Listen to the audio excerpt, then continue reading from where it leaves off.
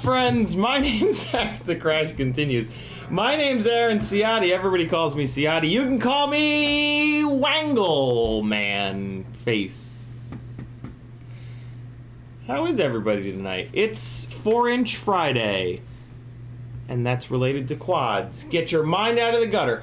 4-inch Friday. We're gonna see if we can finish the Ummagawd 2 Fiddy here tonight.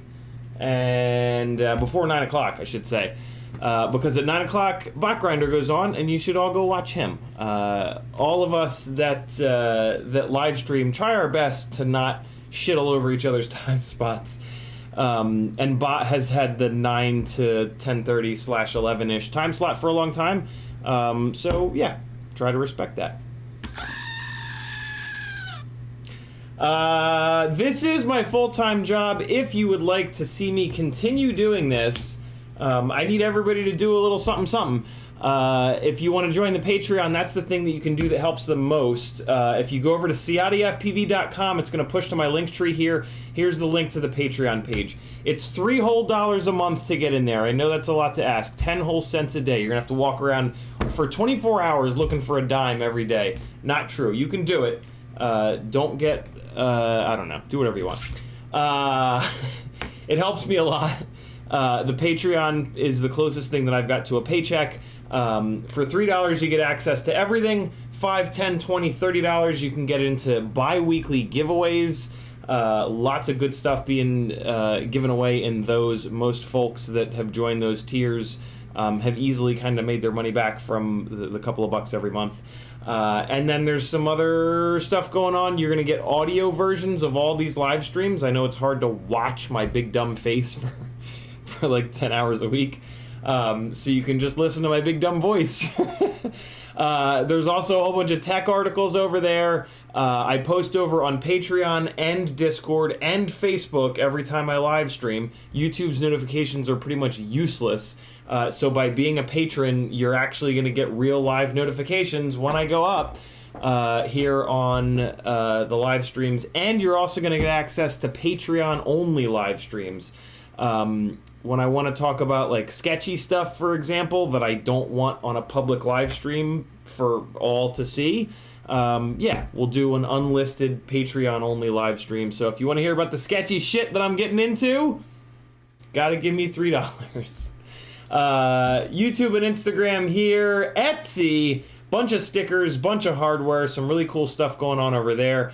Fiverr, I'm doing flight instruction, flight coaching, tuning, and build planning.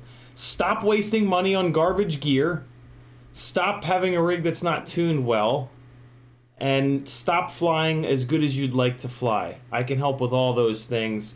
I'm also working with FPV and Remy Tim over here on Fiverr to kind of pimp them out a little bit. If you've got some flight footage and you don't have editing skills, FPV can make you look like a much better pilot than you actually are. He's done it to me a couple of times. I'm trying to figure out what... I want to have him start working on a third edit for me. I got to figure out what footage I'm going to send him.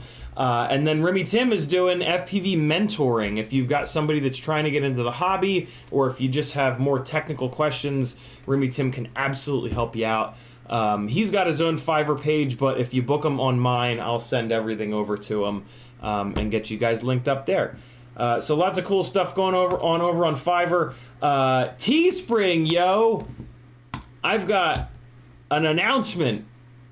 We've got a second version of this coming, but you can't tell me that you don't want this t-shirt right here if you're into cars. Come on right now. If you're not buying this t-shirt at this very minute and you're into cars, I'm gonna hunt you down with a shovel. I also put it onto a poster here, 18 by 24 poster. A really cool little, you know, these little tote bags. I'm going to tell you a little hack that I've learned in this hobby, right? So we've all got our flight bags, which can usually hold 1 or 2 or 3 quads. Sometimes you can put like 4 or 5 on there, but it gets to be a mess.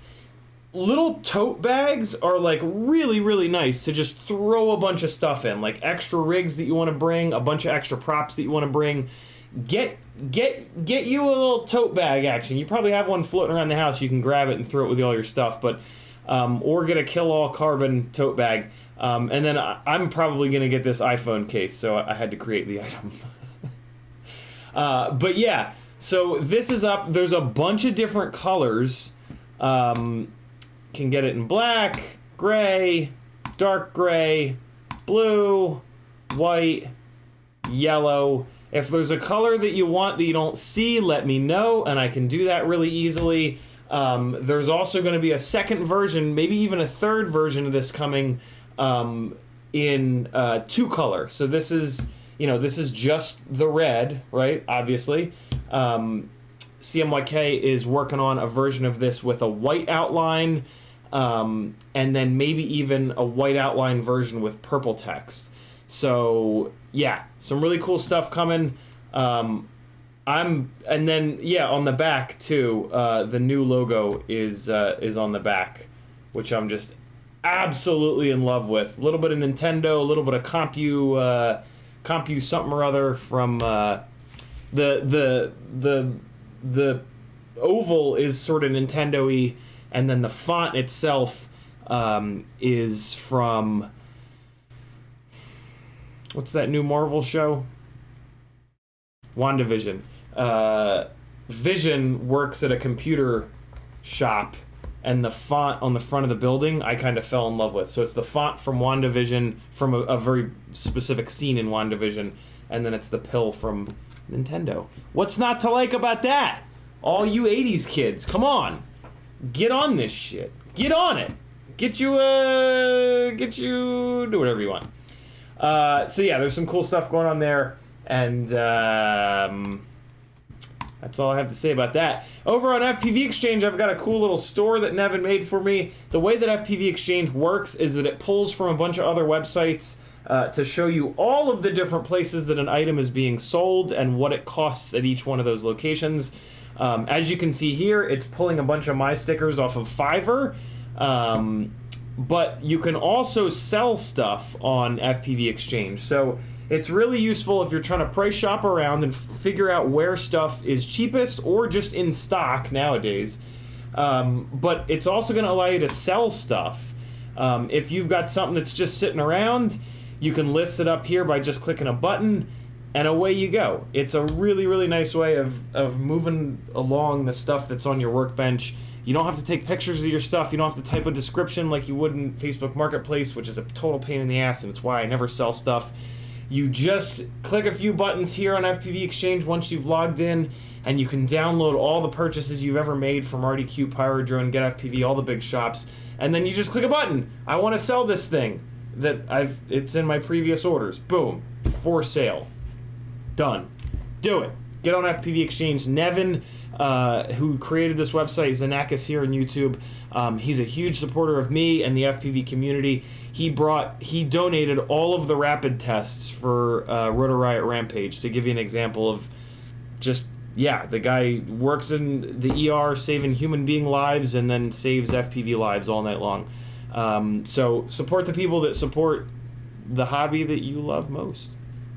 And then I've got a whole bunch of affiliate links here. If you or anybody that you know is doing an order on any one of these websites, you can even replace your bookmarks. If you've got a bookmark to Amazon, you can replace it with my affiliate link, and then you don't have to remember.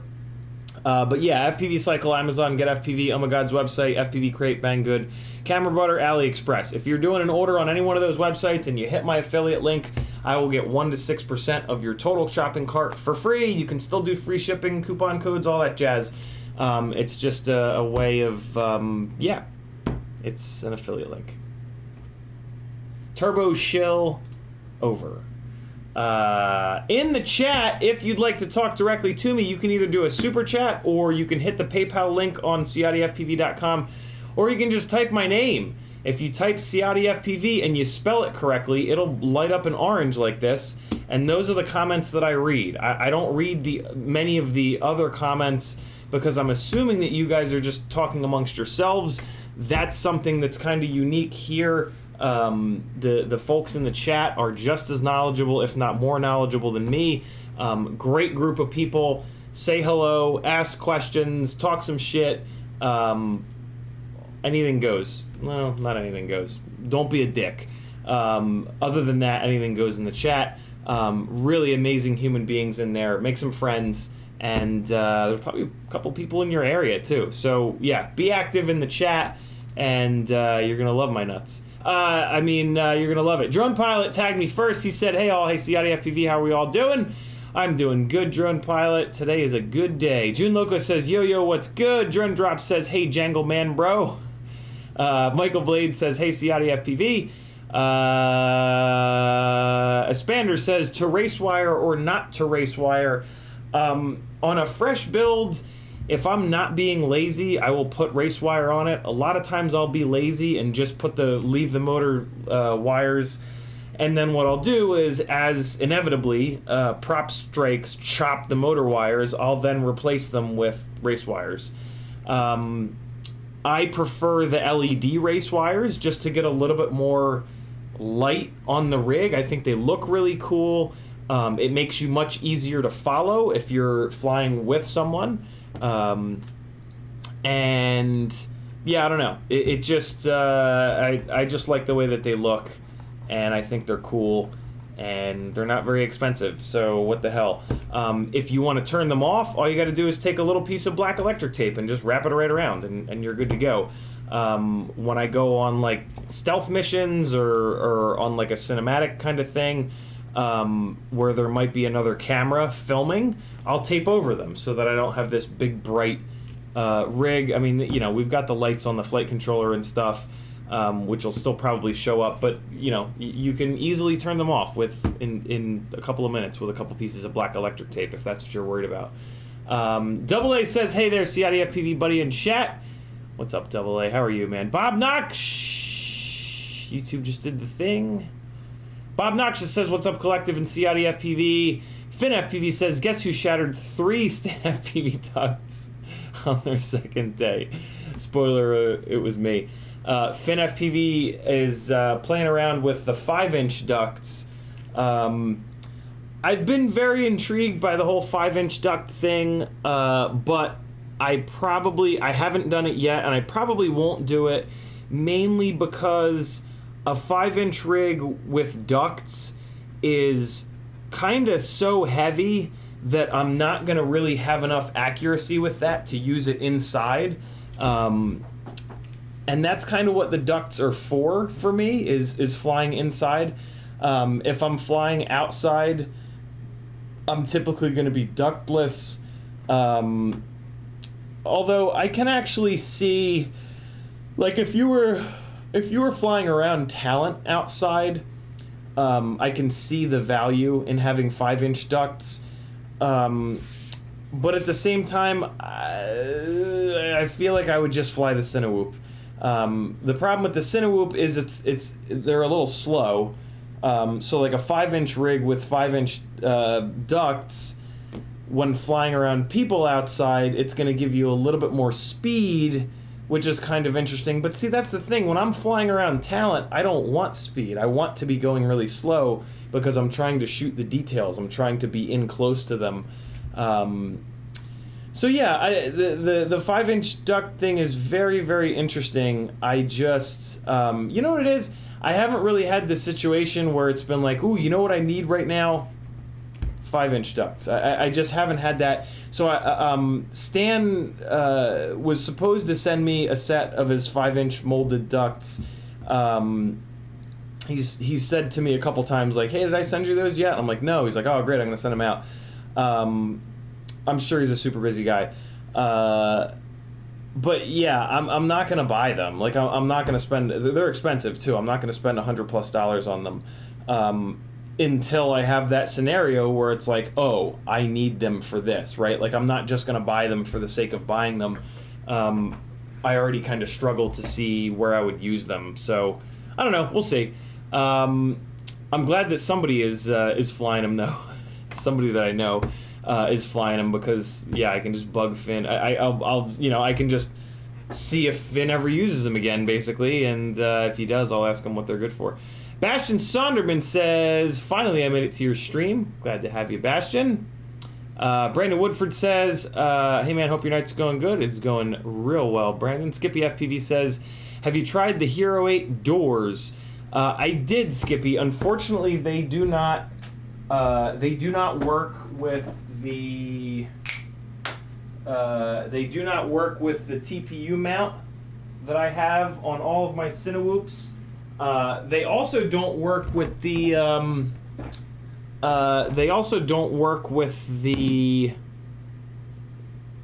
Flywoo. I think I have a Flywoo USB to balance lead, little wire jib jab. So yeah, I ended up just putting the door back on. And I'm actually gonna do. I have stuff that I want to just send you guys for the price of shipping. Here, look. Somebody need this stuff so that I can get it off my desk.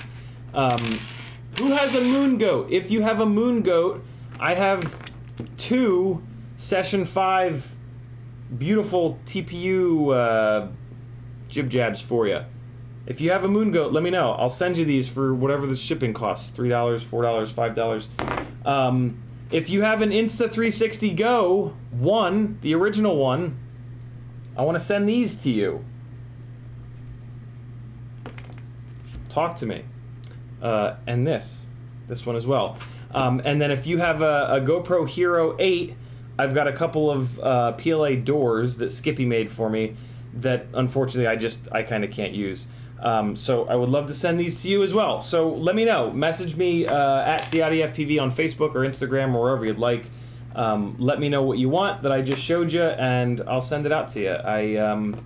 I feel bad throwing this stuff away because it's like totally usable, just to the right person. So hit me up. Let me know what you want. I'll send it to you, and the world will be a little bit of a better place.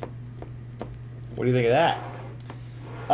Hey, there's also, over on CiottiFPV.com, there's also a link to FPV Therapy. This is a Facebook group that I started a little over a year ago. A whole bunch of us that struggle with mental illness all day, every day are in there sharing stories, trying to help each other out, trying to just give each other the willpower and focus and stubbornness to make it through each and every day. So come on over, join FPV Therapy, read a little bit, and you'll be a much better human being here on Earth, because an awful lot of people struggle with mental illness, and the more that you know about it, the more that you're going to understand those people and be able to be kind to those people.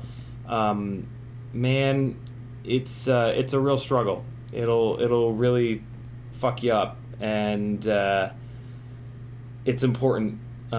It's important to be kind to people that are going through that, and it'll also help you out. Like if you've ever made a friend that cancels plans a lot, or just kind of ghosts you for sort of seemingly no reason, there's a pretty good chance that they're going through some shit, and they might have mental illness stuff. And if you learn a little bit about it, you'll know to not get pissed off at them and to not kind of give up on them, but you'll also know what you can do to support those people, and I can't tell you how much that means to those of us that deal with it.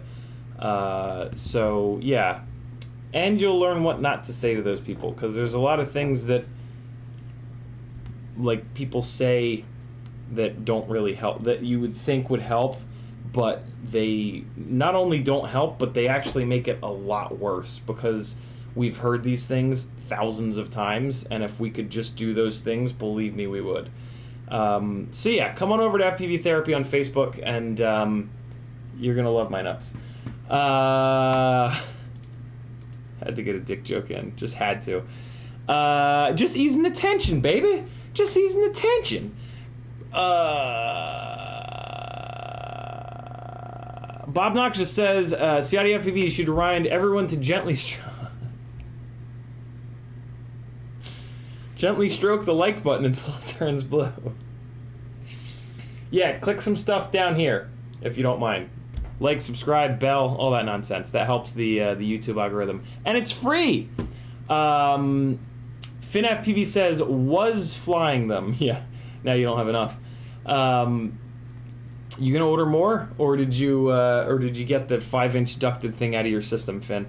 Mr. Huggy says, good morning. Why is there no good motor between 14 and 20?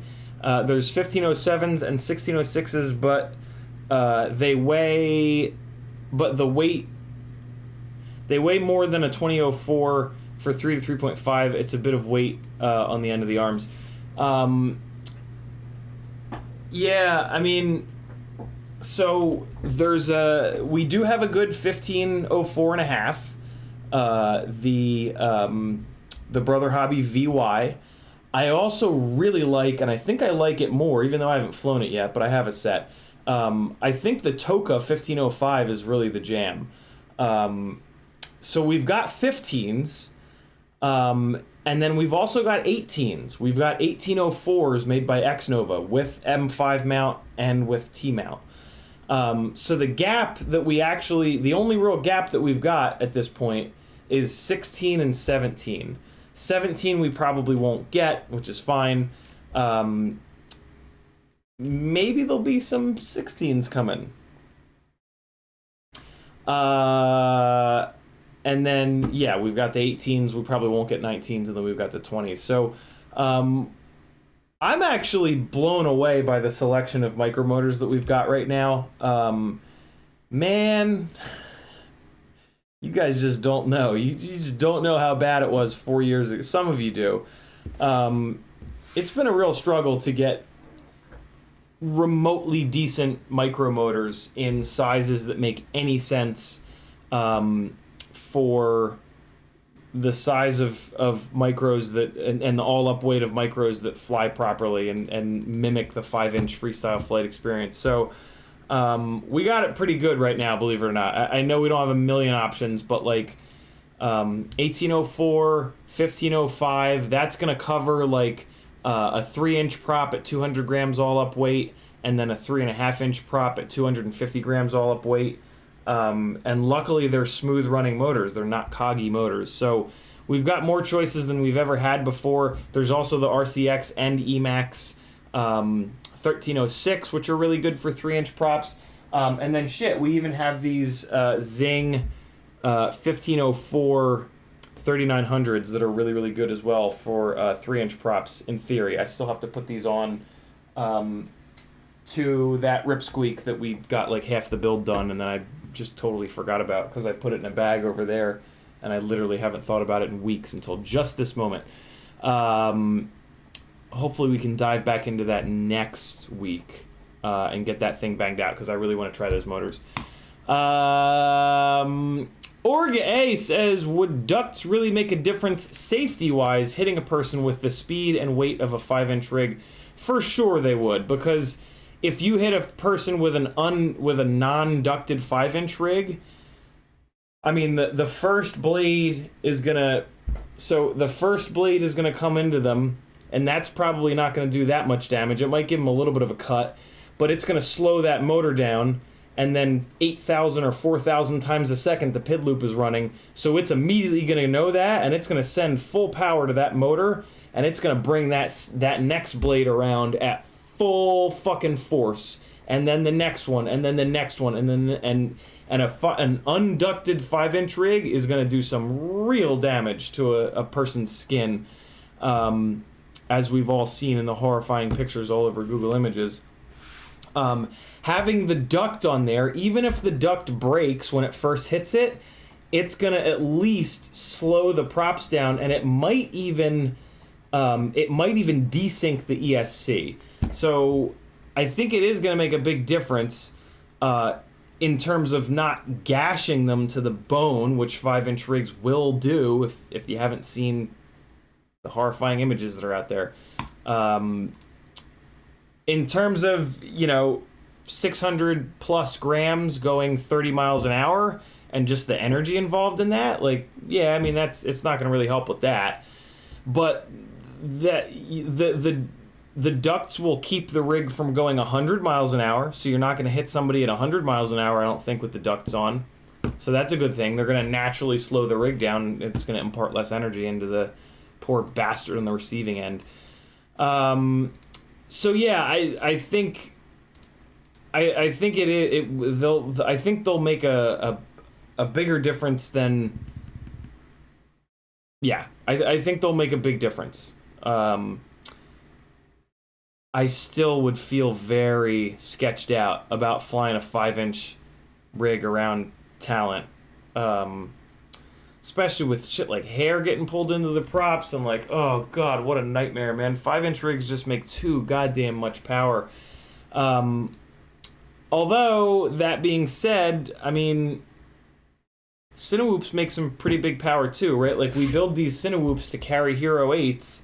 The Hero 8 is the payload, right? So a Cinewhoop has an awful lot of power because the payload for a 5-inch freestyle rig is also a Hero 8, right? We expect freestyle rigs to be able to go from 0 to 100 miles an hour in less than a second, so that's a little bit different, obviously. But still, I mean, Cinewhoops do make a good amount of power, but yeah, that's my thoughts on that. Steve-O said, I would like to have those Insta360 Go mounts. Sounds awesome. Shoot me a message somewhere. Remind me what you want. And give me your address and PayPal me like $4 or $5 and I'll send them out. Awesome. Isaac M says, doing a Cinewhoop shot for a local business for the first time. Do you have any tips for flying FPV in a semi-professional capacity? Have fun is going to be the biggest thing, Isaac. You know, I don't have my part 107 yet. It doesn't sound like you do either. So, you know, for us to do gigs like that, we're just doing them for fun, right? Like, we're not being paid. We're just going to help the people out and build connections. That's what I do. And so, yeah, that's going to be the biggest thing is just to have fun. Don't take it too seriously. That's going to prevent you from getting really nervous. And just go and explore. Like, they're, you know, these people will, like, have one thing in mind that you can maybe do. Do that, but then play around a little bit and show them some of the other stuff that you can do. And then once you start making contacts, those people's brains will be a little bit more open to what's possible. And quite frankly, it's really impressive. Like, when we just kind of freestyle around, these people kind of lose their minds. So build in a little bit of time to just kind of explore a little bit. Bring as many extras as you possibly can, right? Like, if something lets go, you want to be able to fix it right there. You don't want to be able to go home.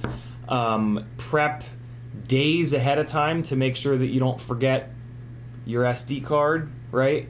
Over prepare kind of thing. And yeah, just go do it. That's the biggest thing. Just go do it. The first one is always going to be the most nerve-wracking. Just don't expect it to be God's gift to flight footage.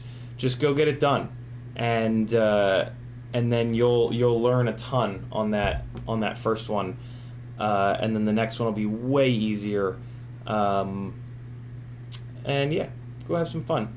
That's the biggest. That's really the biggest thing, to be totally honest. And I know that's like, so much easier said than done, but B, like, very cliche.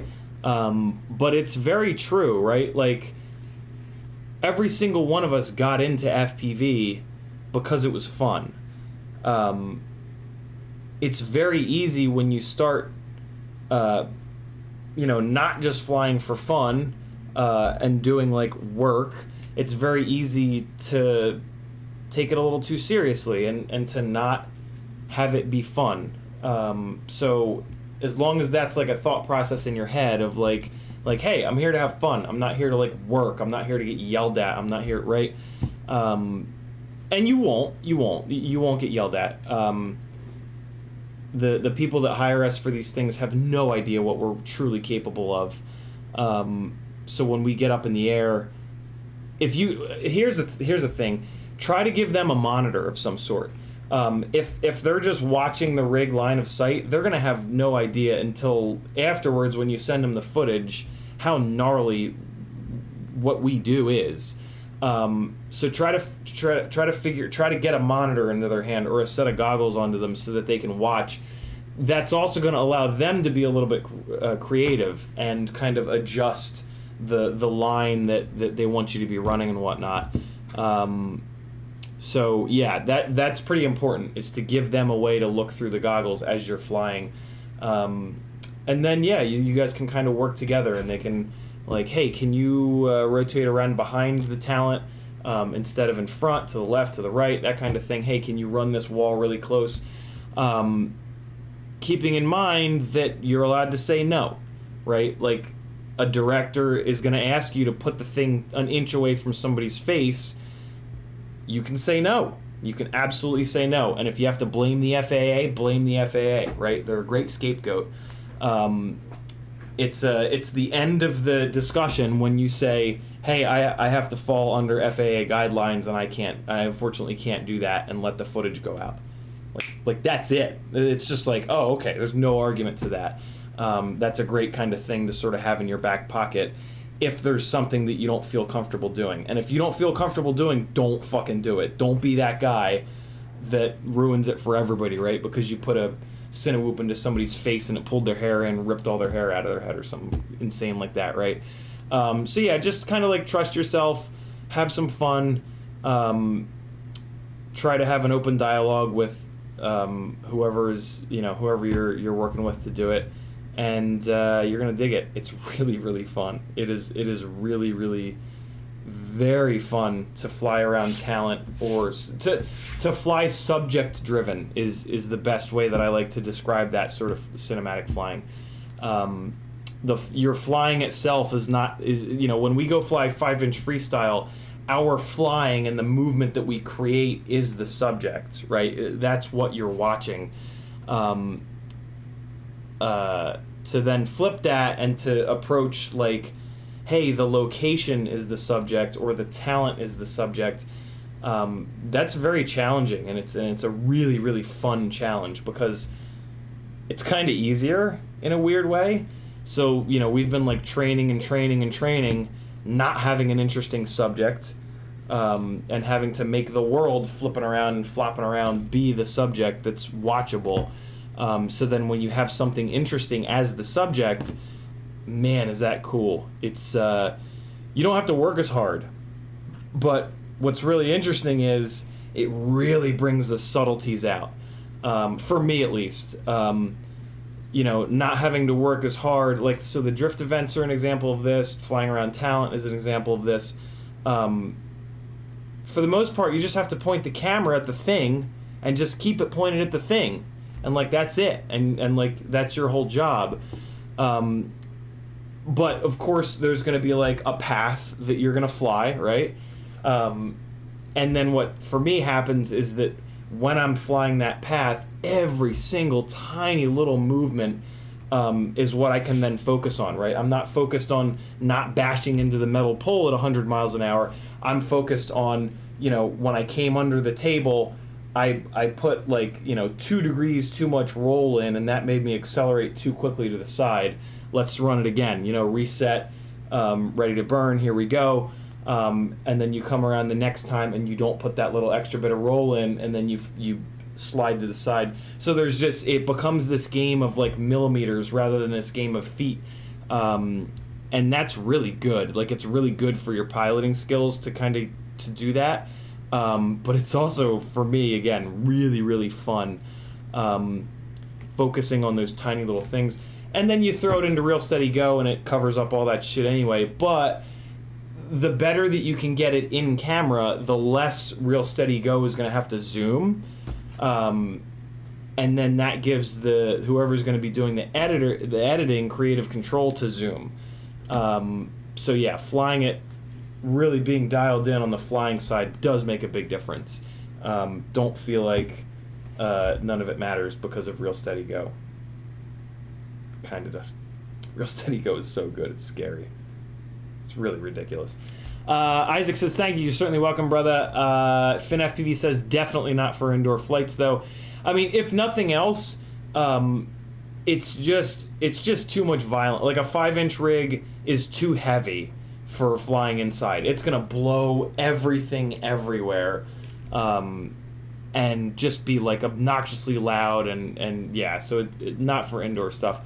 FinFPV says, gonna grab more when I can afford them. After flying, I think they'll be perfect for the higher speed chasing that I want to do. Very cool. Yeah, they are expensive. It is very true. Very, very expensive, those 5-inch ducts. Cool. Let's do some building of the 250. This is where we're at right now. I've got a bunch of stuff done. We've still got to go and extend the rear motor leads, and we've got a couple of wires that need to get tacked onto the flight controller here. So I'm going to kick on the soldering iron right now. But other than that, I think at that point it's just a bunch of screws that we need to put in there. Oh, I'm so goddamn tired. Let me go get some nuts. Hang on. Let me eat some nuts while I work. What do you guys want to watch? Oh, so at the beginning of the live stream, that was the Micro Mayhem area with a 5-inch rig at Rampage this year. I had to test it out, you know. Had to test it out. That was sketch. That was sketchy, but everybody was safe. It was more just sketchy for my the health of my rig. Here's Mercedes-Benz Stadium. I'll probably never get to fly this again. Be right back.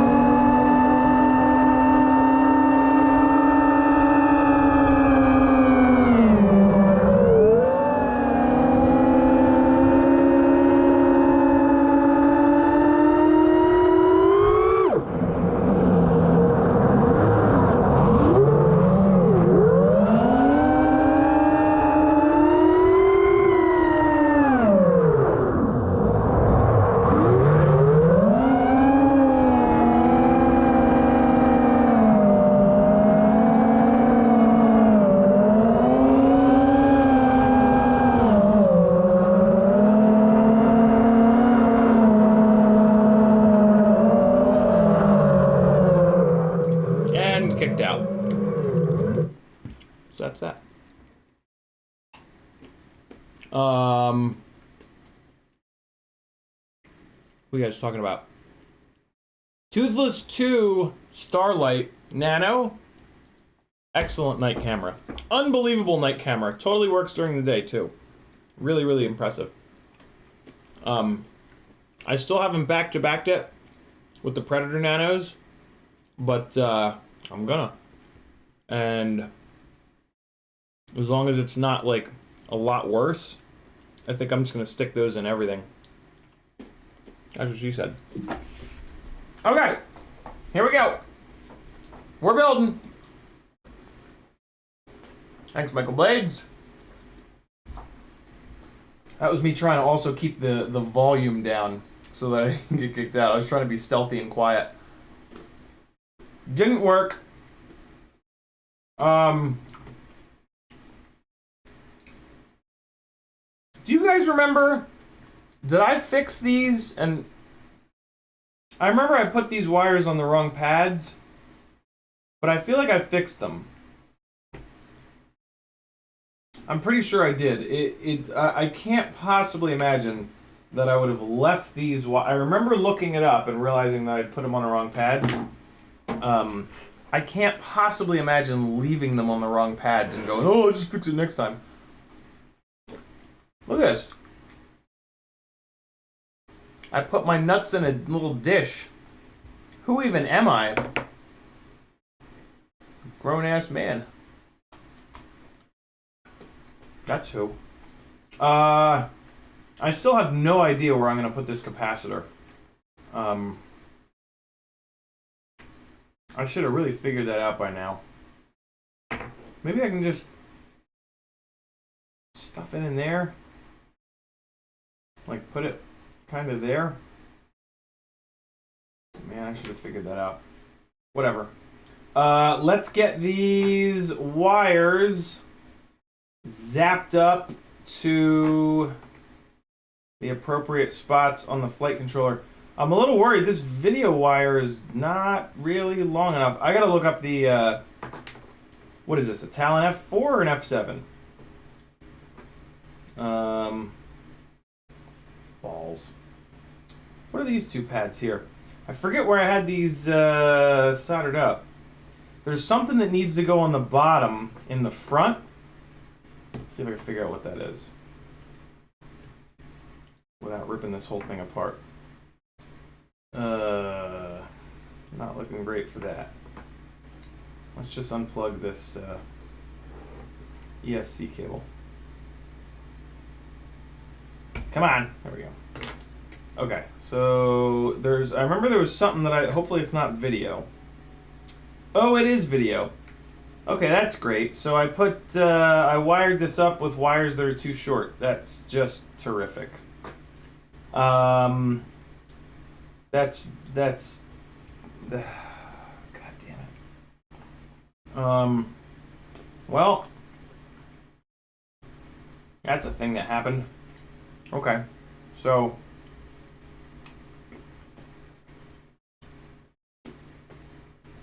really? Why did I do that? You know? All right, so let me just take a look at this for a second here.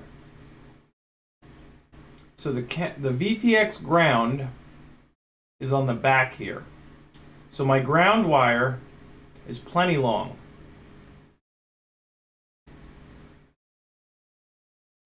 That video wire looks like it's about to come the hell off of there. I need to fix that. That does not look kosher. So let me fix that real quick here. Just need to push this up onto the pad a little bit more. So let me get that going real quick.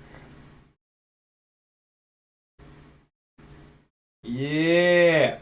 Nope. That's it. That's better.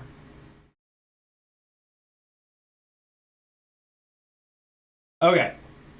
No, that looks terrible. Why did that look so bad? Let me add a little bit of solder. Okay, let's try this again. Tinning the tip of the soldering iron to add just a little bit of, oh boy, fresh solder and flux. Much better. That's the stuff right there. Okay, cool. So we've got V plus, we've got V minus T1, and we've got the ground over here. So this ground over here is where we're going to share grounds from the camera. That's actually really important with the RunCam hybrid, is to share grounds. It can get a little noisy. But problem is this yellow and red wire, they have to get all the way up to the front of this damn thing. And I don't think they're gonna reach. I can't believe. I think I cut these down too. I cut them too short. What a jackass. So we're gonna have to redo that. That's a really silly mistake to make, but you know, hopefully I made the mistake so that you guys won't have to. But I know you will, because there are just too many opportunities with these things to make stupid mistakes like this. Alright, so that's not long enough, and why are all these yellow 30 gauge wires so short? Nope, that's not long enough either. Okay, this is a big fat fail. So let me just desolder the video wire first. And I'll put it in here. So I could use a different color, but I really try not to do that. So what I'll do, well, no, let me get a red wire out of here.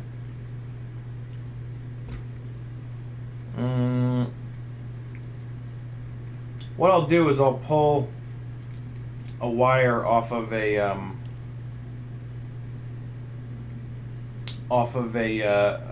plug header. Oh no, I know what I'll do. I have that other kit. Oh yeah, I got this. So RDQ used to sell a kit of wires with the plug header pins crimped onto them, which is really, really nice. But in that kit, they give you these really long, they give you 3 different lengths. They give you the length that you're going to want to use, and then they give you a length that's pretty, like, ridiculously long. And then they give you these ones up here that are just stupidly long. So we're going to grab one of the yellows from in here, from the ones that are just like regular too long. And yeah, that's going to be perfect. I don't know if RDQ sells this kit anymore, but if they do, you should buy it. It's really, really nice to have. Yum, yum, yum, yum. Yeah, what's up, Bubby? How are you, man? You getting amped up for bot grinder at 9 o'clock? You only got me for 1 hour. I hope that's enough. I hope that's enough gangly, lanky man for you. I put an edit up over on Instagram earlier. Here, check it out. This trampoline exercise company was at the yoga studio that I do work trade and take classes at, and I just happened to have my gear, and so I flew around. Look at this, and this is copyright free, so we can actually watch it.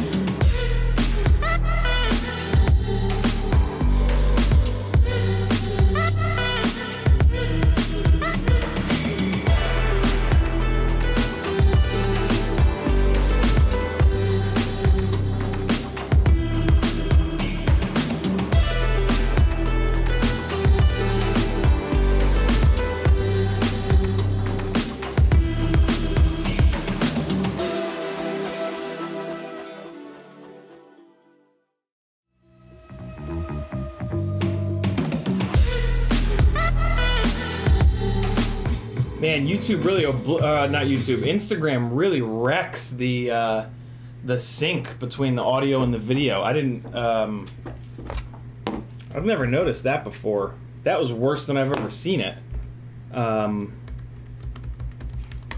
It's not like that in the RAW, is it?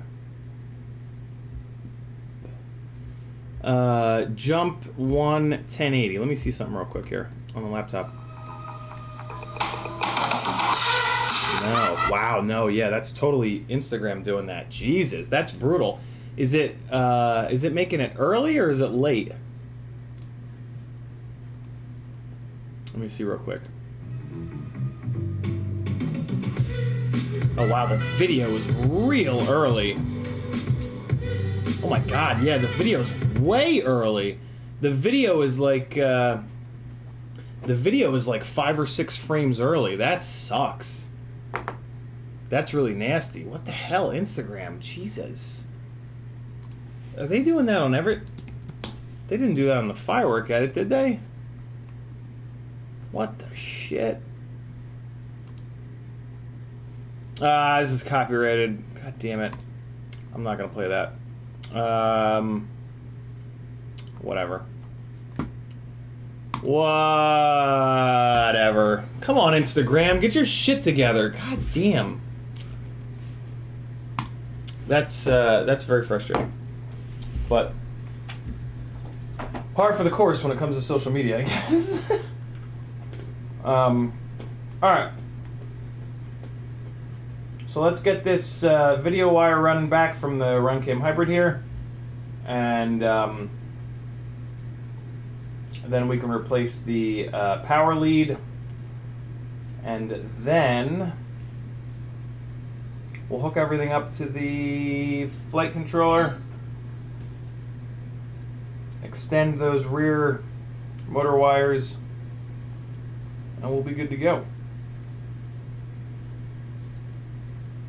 So just tinning up this video wire here. I'm just going to go straight onto the flight controller and just blop it down.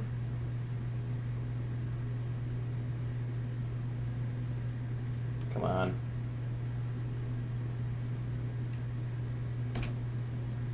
I don't know what I was thinking trying to do that barehanded rather than with the tweezers. Okay, there we go. Alright, video wire is good to go. Next up is the power. I can't believe I put that kit away without grabbing a power lead. Single track mind much. Come on now. Don't get snippy with me. Workspace. Oh boy. You guys know what that means.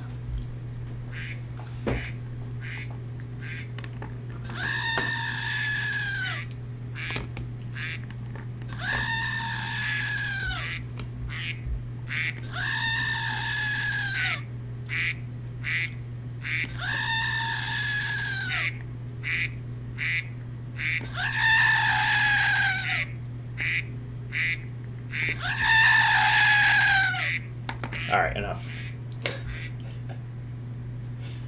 Do you guys get as much joy from that as I do? Probably not. That's okay.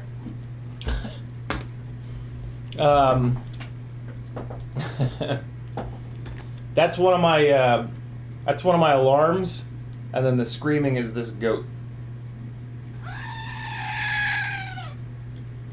It's I don't know. I'm an 8-year-old dude. Proud of it. Oh, a surprise nut. Okay. Can't believe I said that out loud. Let me go back into this little kit, and I'm gonna grab one of the red ones from the just normally too long section here. And there we go. Cool. So away we go. We got to do the same thing here with this red cable. We're gonna strip it, tin it, zip zap it down, and I have a sneaking suspicion that we're not going to get this done tonight. For the record, fair warning. I'm gonna try. I'm trying to not have to change the names of the streams so often. Because like when I post these on Facebook groups, for example, and then I change the name of the stream, it doesn't change the thumbnail because Facebook is lazy basically. So the thumbnail on Facebook will remain wrong forever. So yeah, I'm gonna try to rip through this here. Okay. So these are gonna go under here. I'm gonna kind of tuck them down, and I'm gonna spin them up to give a little bit of extra cable length. So let me just do that real quick.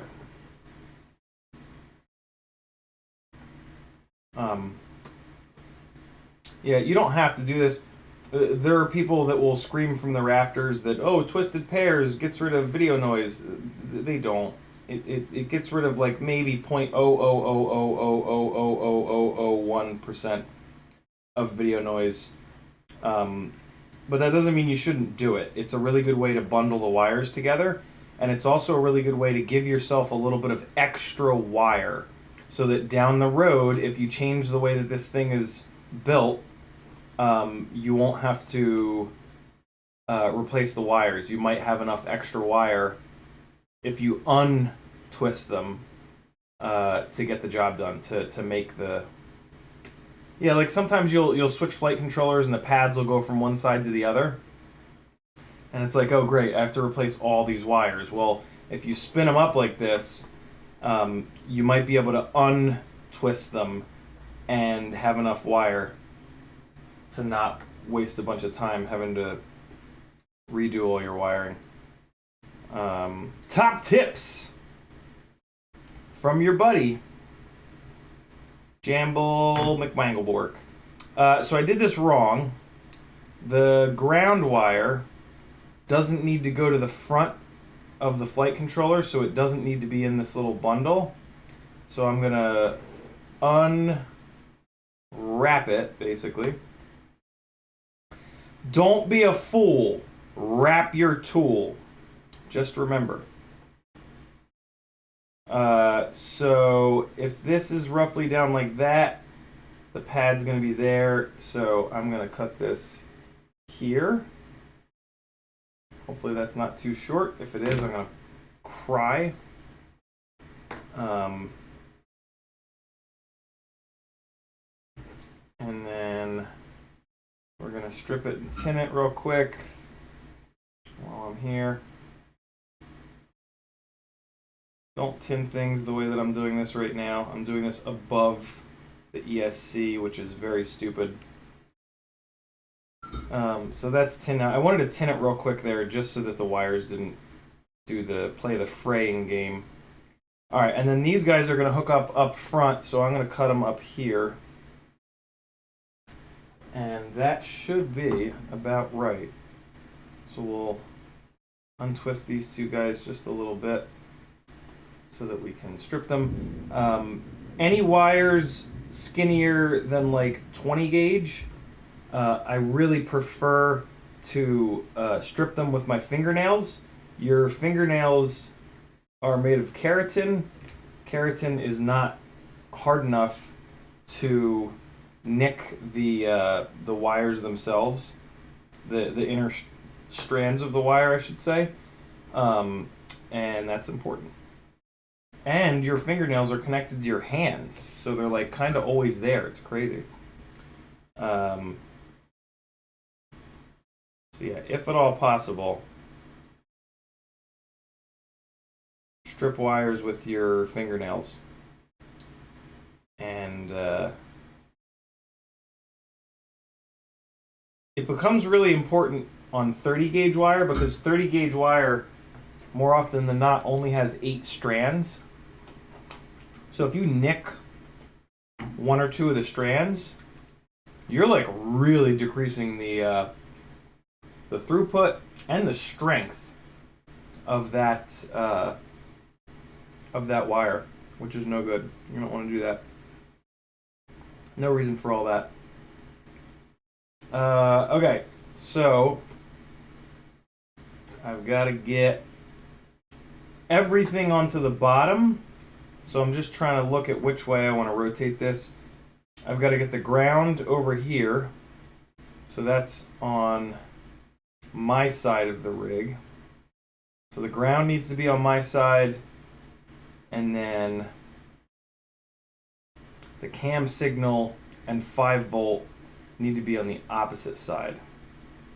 So what that means is I want to go like that. And, well, yeah, they're both going to go on that side, so this is actually fine. So I'm gonna... Oh, wait, no, that's the top. I'm looking at the top right now. Let me look at the bottom. Okay, so there's the bottom. So if I... So I want it to be like that. I want it to come over and hit that pad there. So I don't know, I can't think through it. I'm just gonna do it, and it'll turn out the way it turns out.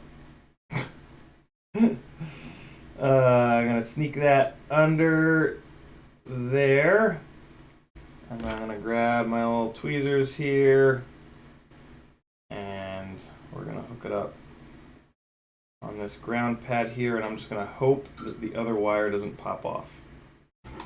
Get in and out as quick as I can here. Ready? And heat, push. Nope, no melting. Let's tin the tip a little bit. Just the tiniest little bit. Oh, come on. Don't.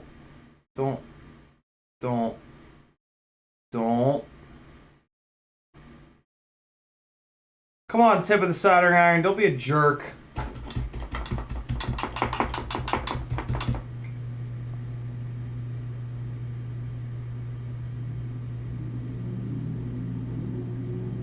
Oh, come on, man. You know,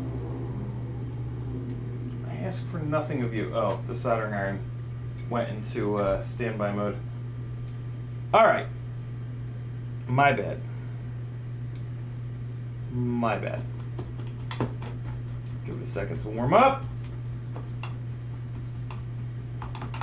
There it goes. 450, 460, 480, 490, 500. Okay, I should be fine. Let's get in and get out. Okay, got a little bit of solder on there, a little bit of flux making some smoke.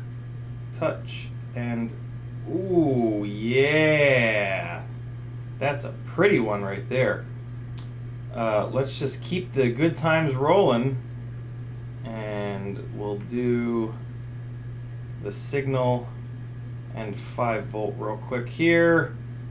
Signal is on that side, so let me give these, well, you know, I can kind of wrap these up a bunch. Okay. All right. Signal needs to be on the top, 5-volt on the bottom. I'm gonna move the work rather than moving my hands around the work. Okay. So here's Cam's signal. Do that one first. And oh yeah. Oh yeah. Works way better when the soldering iron is at 700 degrees instead of 350. And then here's our 5-volt.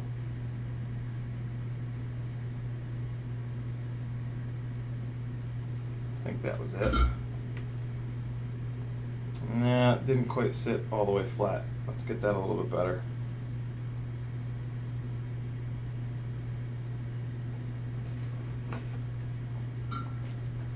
Let's just touch this up a little bit.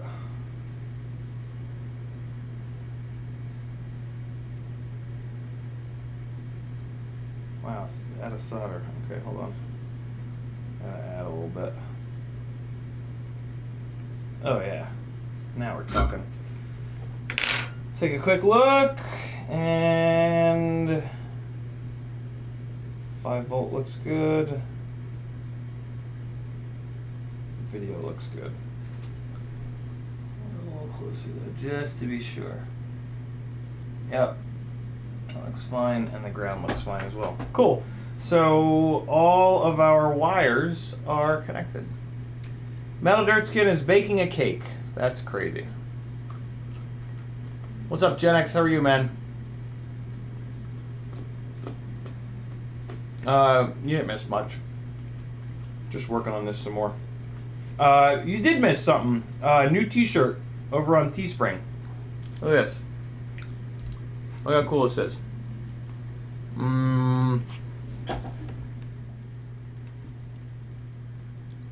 Really, Teespring? Look at that.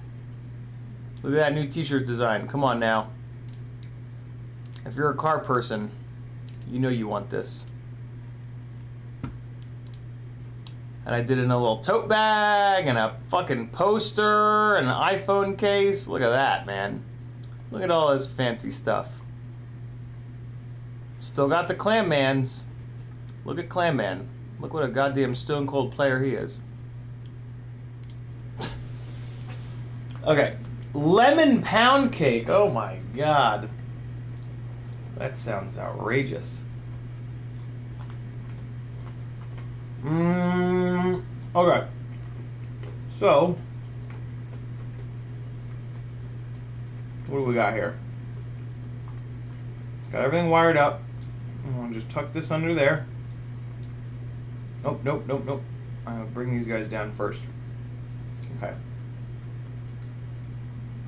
Pull these guys down and under. Okay. And then they'll get stuck for no reason. There's nothing for them to get stuck on, but still they're stuck. That'll get me really frustrated really quickly, and I'll start just pushing on them as hard as I can. Ready? And go. And look at that, it worked. It's pretty rare. Usually I break things. Okay, so there we go. We got our run cam hybrid all wired up, hopefully to the correct pads. Taking a quick look at these battery wires.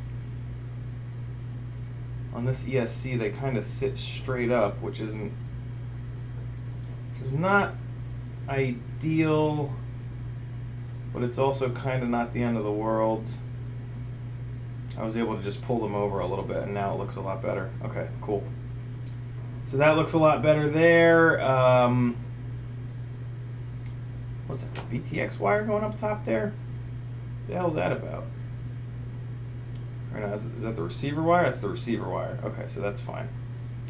Okay, so what I'm doing right now is I'm just kind of like seeing where the wires are that are carrying video and making sure that they're as far away from the power leads as possible.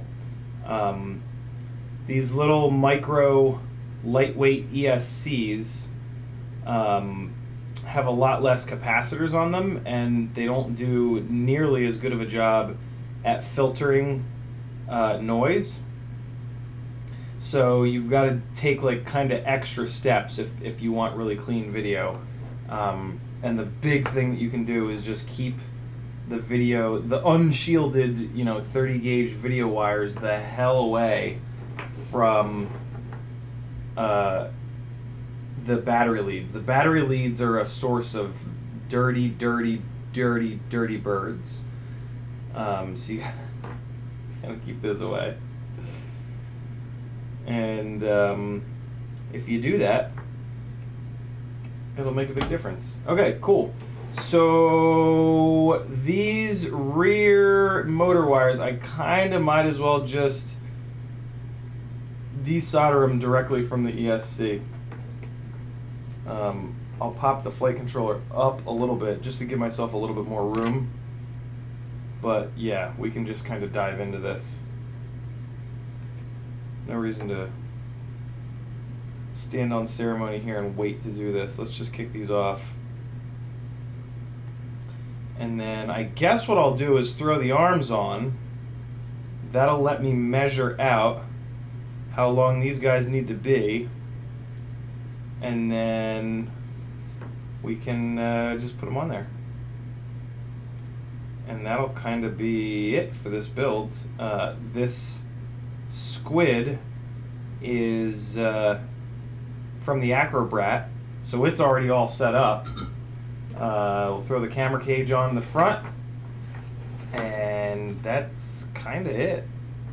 That'll be the 250 done and ready to be tortured by yours truly. I'm really looking forward to seeing how these 1804s are on 3.5 inch props, especially now that I got my hands on some of the brand new Gemfan 3520s. I'm hoping that they're not going to be too low of a pitch, but we'll see. We will see. Oh my god, CH3FPV is getting fucked up. living his best life, it looks like. Okay. So those guys can hang out there for a bit. I'm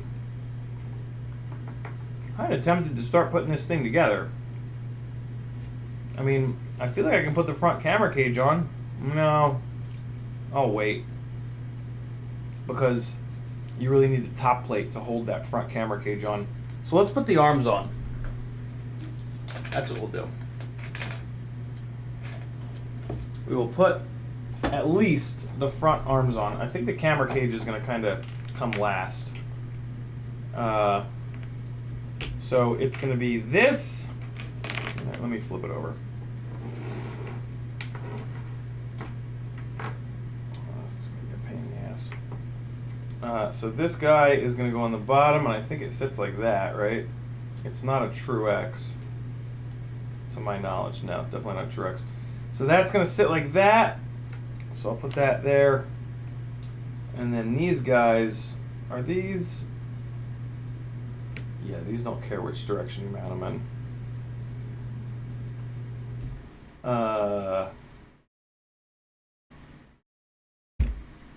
Why am I having such a hard time visualizing how this is built? Oh, these are directional, I'll be damned. What are those inner holes? Where do those inner holes go? I feel like I might have effed up. I feel like I was supposed to have a piece of hardware coming down, but then how the hell would I tighten that? Wait a second. What? How's that gonna work? Wait a second. What? The press nuts need to be on the base plate, not on this. What's going on here? What am I missing?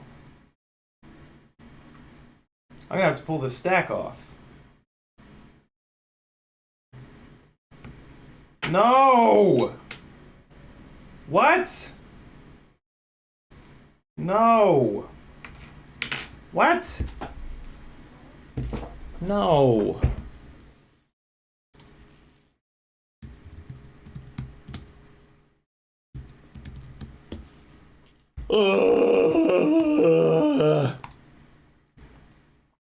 Hold on.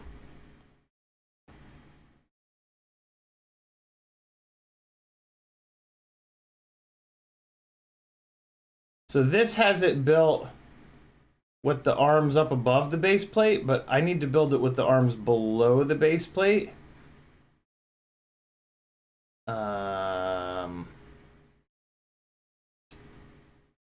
Huh. Is there a different X plate to do that? No, I don't think so, right? Okay. So, this just got a lot more confusing. So with the arms below the base plate, the front arms really aren't all that removable.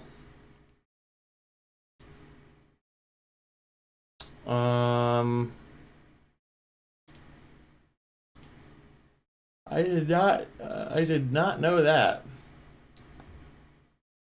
I did not realize that.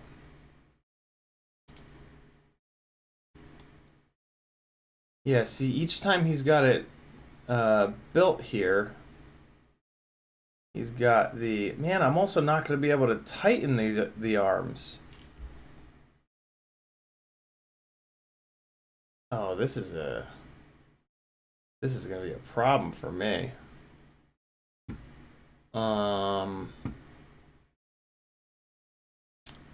Shit.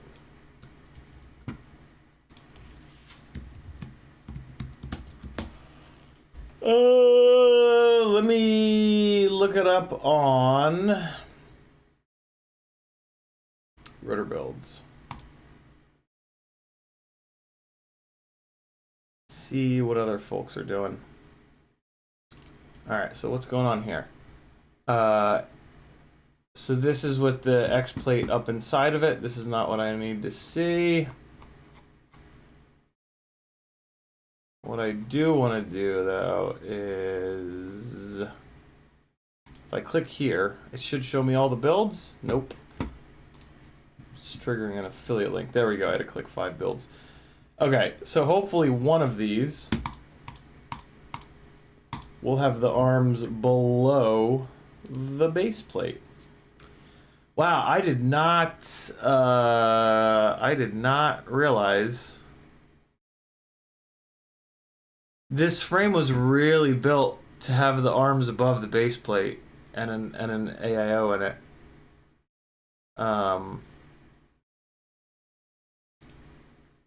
And by mine not doing that, it's caused a bunch of issues already. Alright, so what are we looking at here? Base plate. Yeah, shit, the arms are above the base plate on this one. Hell, I don't know if anybody built it with the arms below the base plate. Let's see.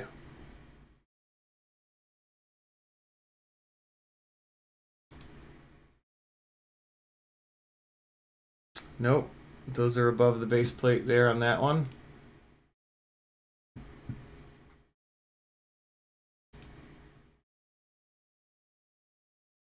Above the base plate on that one as well. Come on now. This is the one we were looking at a minute ago. They're above the base plate there. And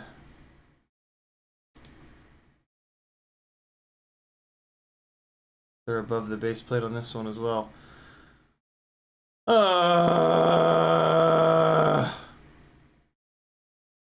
Okay. Well, that's that complicates things. That definitely complicates things. So I need to pull. Oh man, I need to pull the ESC. Come on, world. Really? You're gonna do me like this? Well, I gotta do it. There's absolutely no other way. Christ. Well, here we go. Ripping this apart again. Taking the standoff spacing apart again, or the stack spacing setup apart again. Well, this definitely ain't getting done tonight. Well, maybe. I still have a little over half an hour. DQ says, don't you just absolutely love building? I do not. Building is absolute torture every single time. Mainly because I primarily build micros, but even building 5-inch rigs can be very tedious sometimes. Oh boy. Okay. I should have, you know, I built this frame ahead of time, and I built it with the arms above the base plate, and I just didn't think to look at how it would be different with the arms below, and that's what got me. If I just thought about that, I would have realized that 2 of these screw holes are obstructed. So, I mean, the other problem here is going to be... no, I'll have enough space. I was thinking maybe by me putting screws up above the base plate here, it would get too close to the ESC, but we got tons of room. It's going to be totally fine.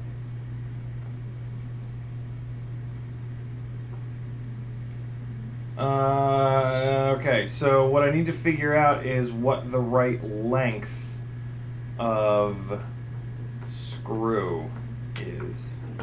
So I need to use these holes right here. I need to use this hole and this hole. And I need to run a screw down from the top. So let's do it. It's gonna have to be a button head so that it's nice and thin. And I just gotta figure out the right length. It's probably like a by 8 or so. Let's try an 8. This is an M3 by 8. Drop it through the base plate here and stack up an arm. Oh yeah, that's the one. And then here is the X plate.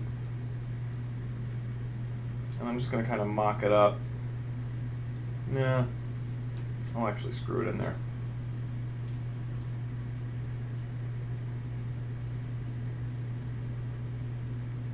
Alright, so that's somewhat tight, and that's got good engagement there. I have M3 by 9s, and M3 by 9 would be perfect, but the M3 by 9s that I have are socket headed, which ain't gonna work. That's gonna be too thick.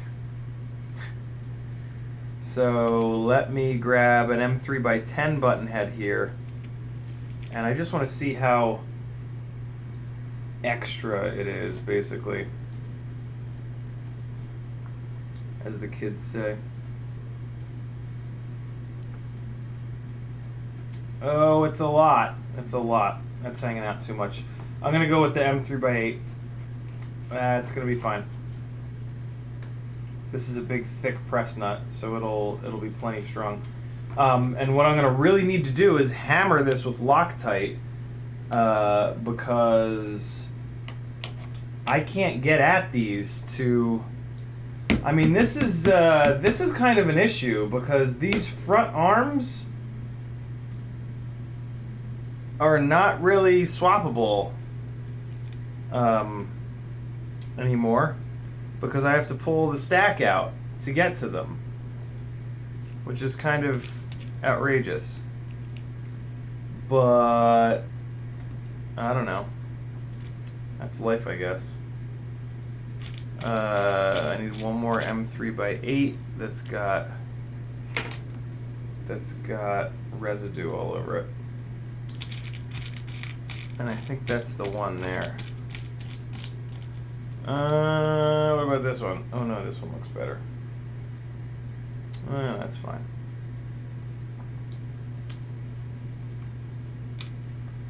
Okay, get rid of these little fellas, and I'm just gonna leave this kit out.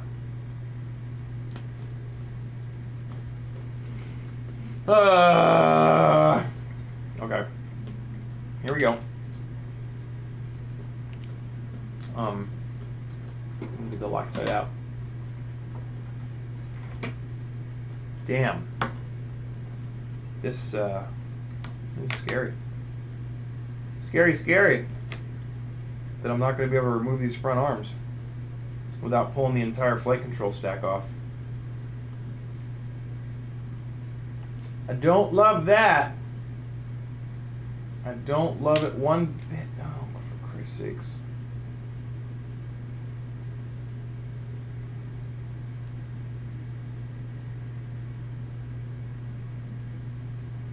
Alright, I'm just getting as much. God damn it!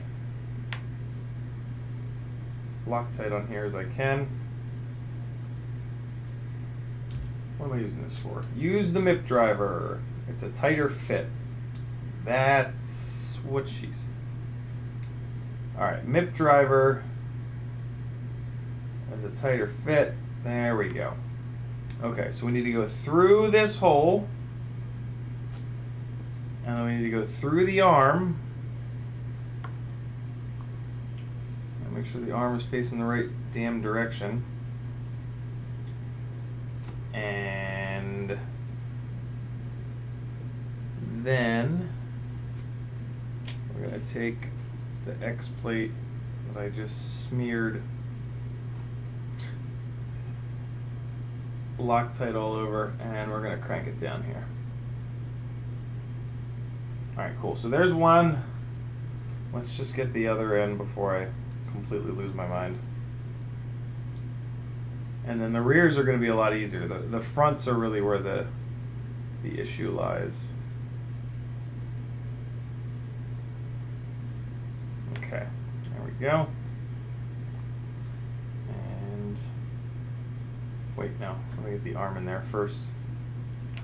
So the arm needs this facing like that. Okay, so here goes the arm. And there goes the screw. And come on.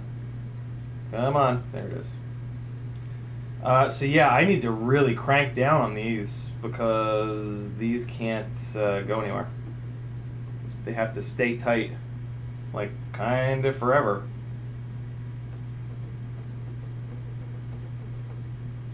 So let's do that. Let's really jam on these. Actually, I can't do that. I need to put the other screws in here to make sure that I don't crank these down so hard that I can't get the rest of the hardware in. So let's do that. Let's just throw a couple of short screws in the outer armholes just to get that kind of going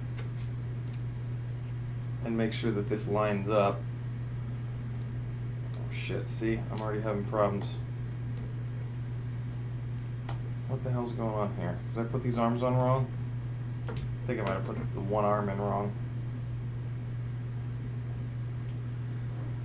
Oh boy, here we go. Here we go.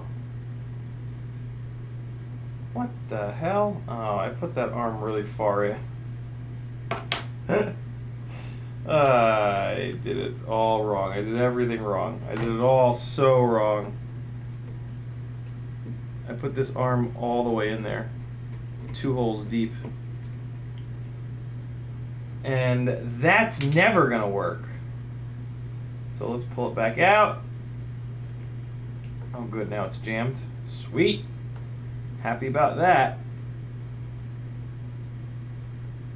Oh yeah, I get to take the whole thing apart, I think. Because I somehow managed to jam this in here.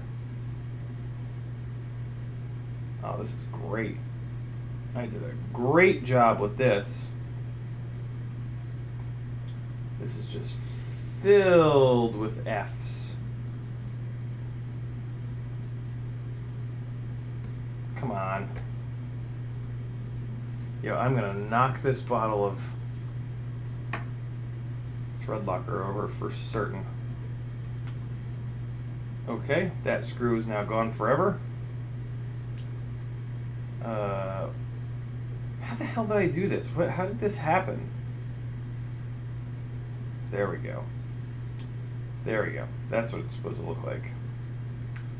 It's a shame I lost that screw forever. Hey, I found it so quickly. Okay, so is this, what is this? What is happening here?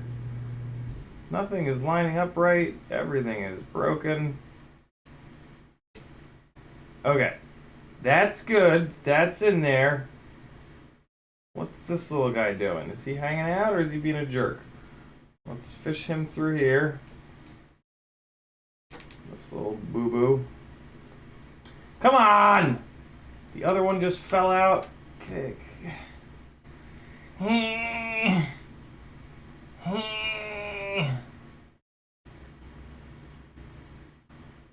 More Loctite. Hangus. Okay.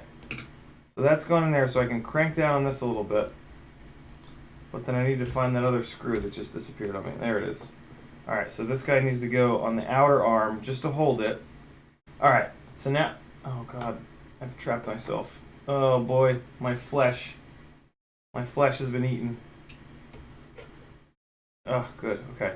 So now I can crank these inner ones down real hard. because the outer ones are in there, and these arms are now lined up properly. So I have to really torque on these fuckers. That one is locked in forever. That one is locked in forever too. So yeah, I just can't. I can't break arms on this rig with this built in this way, which is kind of crazy. Because I break arms a lot. So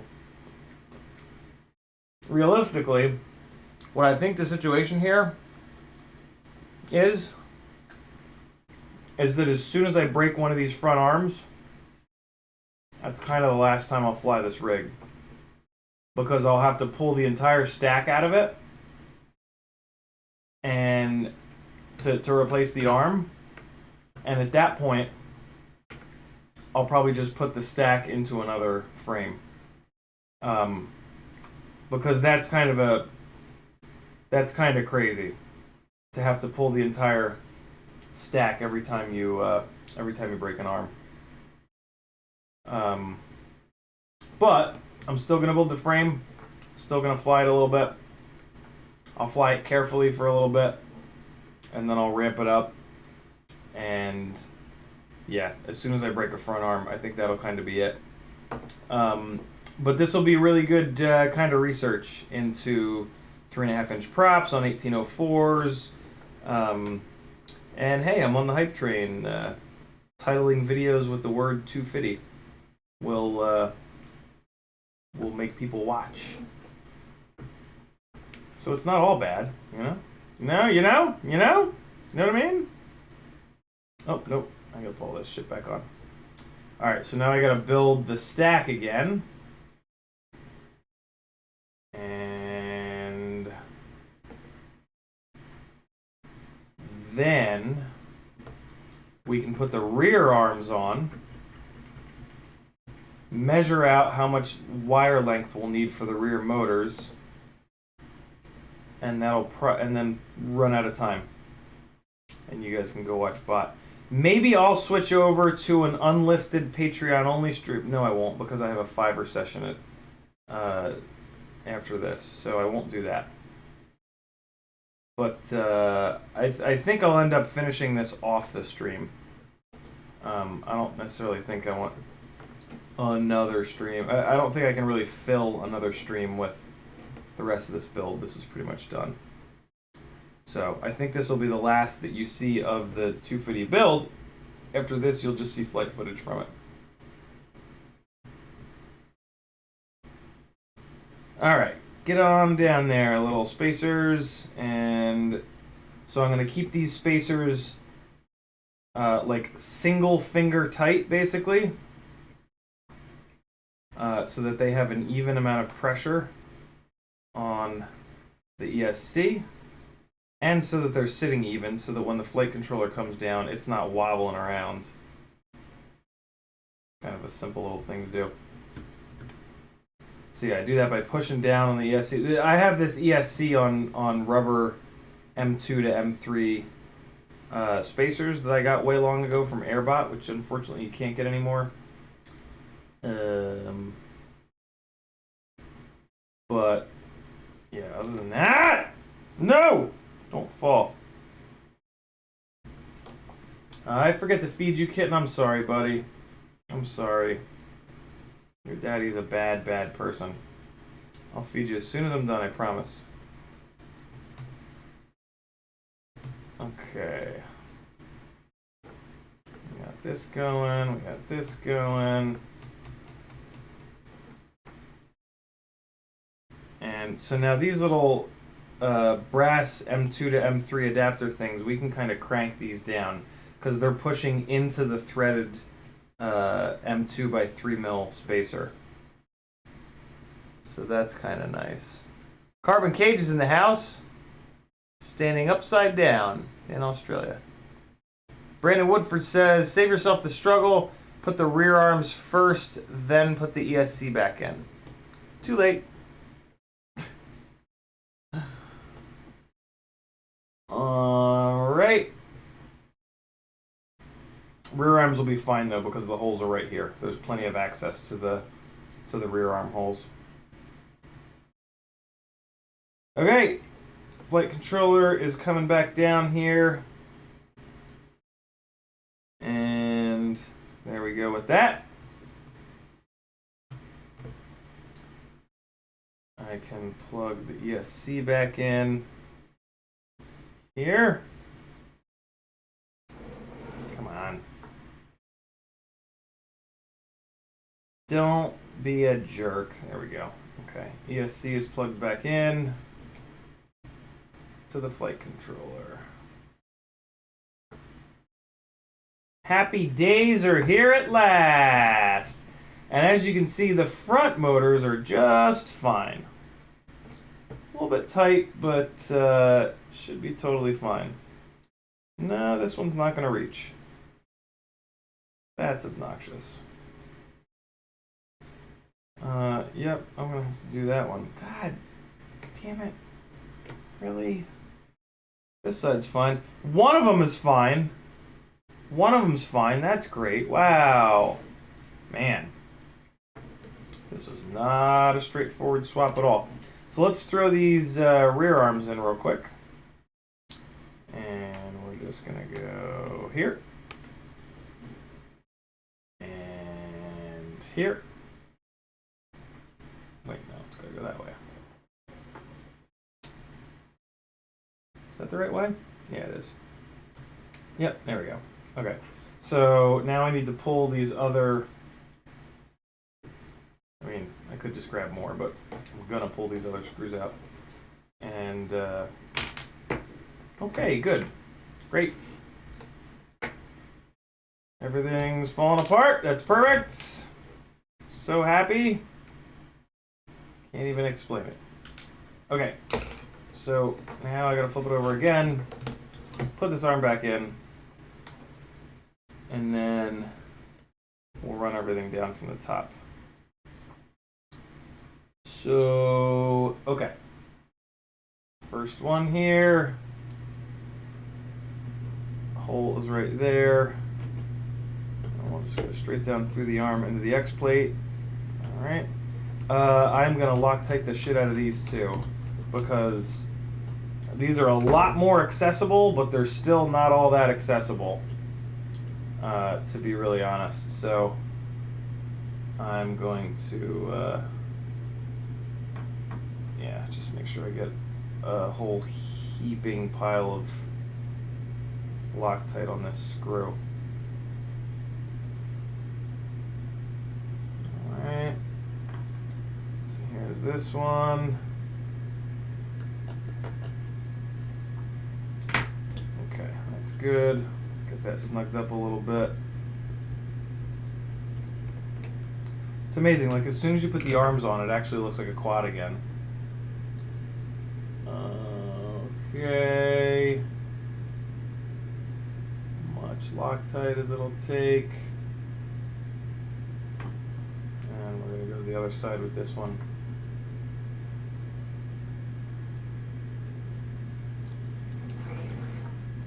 Okay. Get this guy smushed in there. Drop that down. Cool. Hi, kitty. I know you're hungry. I know it. I know it. You told me already. The internet doesn't want me to feed you, though, buddy. They want you to starve. All right. So I'm not going to crank these down for the same reason that I didn't crank those fronts down. I don't have screws in the outer holes yet. But I might as well just do that real quick. I can just use these aluminum jerks.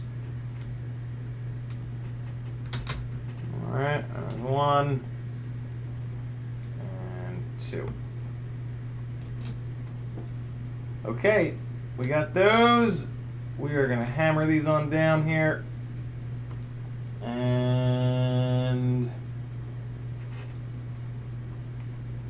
the quad has arms. Look at us go. Now I wonder what's going to be the next thing that I forgot that's going to force me to rip this thing apart again. So we've got arms. I'm gonna pull these. I'm gonna pull this aluminum hardware out because I don't like it. I was gonna give it a chance, but a couple of you guys were like, "Don't do it," and I said, "Well, I was only doing it for you guys. So if you don't want me to do it, I ain't gonna do it." I've had plenty of bad experiences with aluminum hardware breaking. I'm always willing to revisit stuff, but not if nobody wants to see it. Jenix says, "Don't be a jerk, CiottiFPV 2021. Yeah, it's true. CMYK says, "Daw Harry." What's up, CMYK? How are you, man? More nuts. All right. 8:49. 10 more minutes. That's not enough time to do these motors. So let's do this. Let me bolt these front motors on. It's a good thing to do, right? Outer. And is that going to be tall enough? Yeah, just barely. So this motor is definitely going to be fine. The motor on the other side is going to be a little close. I don't have oh! Easy. Easy. Hey. Okay, okay.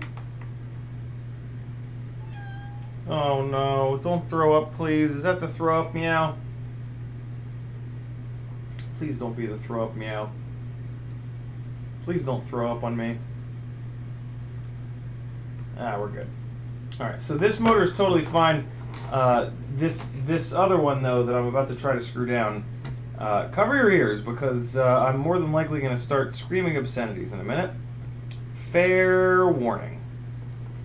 Let's see if it'll reach. What's the deal with the... Why are these all... Are these all the same length? I think they are. Yeah, they're all the same length. Are they the right length is the real question. Are they too short? I think they're too short. Oh, no, they're good. They're good, they're good, they're good. Okay, cool. So, wait a second. Then why is this stripped? Really? How can you be stripped? Oh, I just didn't have it in there. Oh, yeah, these motor wires are too short. Great! Oh, terrific. Man, I was just sitting here like, you know what? I wish that I had to rewire 3 of these motors instead of just 2. Gah! Okay. Well, that's very frustrating. We've got 1 motor mounted.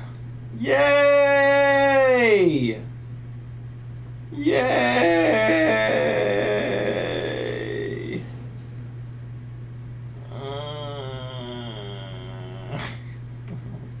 God. This is the build that will never end. Scratch at that window, buddy. You tell that window. You tell it. You show it. Give it lots of scratches. The window deserves it. Well.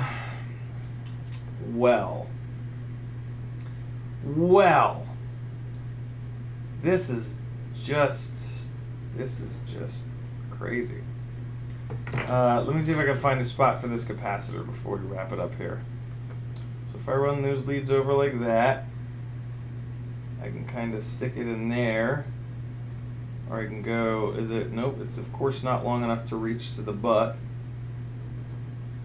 He touched the butt. He touched the butt. Can I maybe run it right down the middle? No, I can't. I have to pull the stack off again to do that. Okay, that's not the most infuriating thing ever.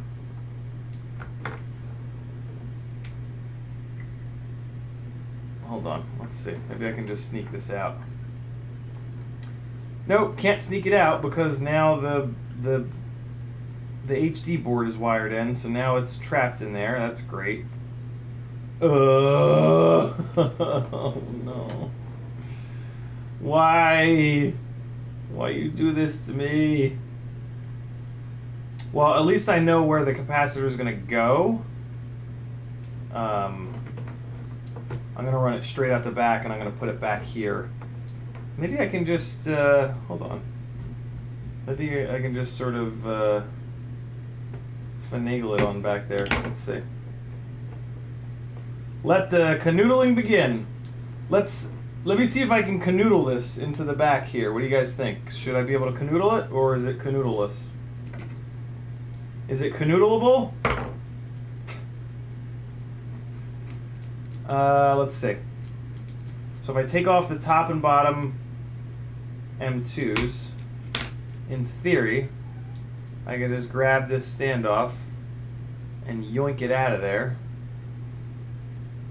Oh, I yoinked it. And then I can take this capacitor and just stuff it in the back. And then I can canoodle it right back on there. Wow. There was one more thing that I wanted to do. I want to get this video wire tucked in. How the hell am I going to do that?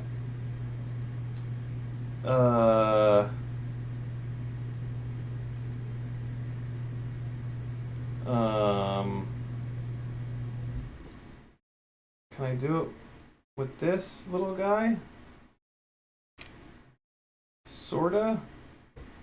Kinda? I gotta figure out what I'm doing about the, how I'm gonna run the antennas. Maybe I'll go all old school and put them off the front arms like I used to. That'd be kinda interesting. Or I could run them off the rears. I don't know. Oh man. So many wires. It's a small area.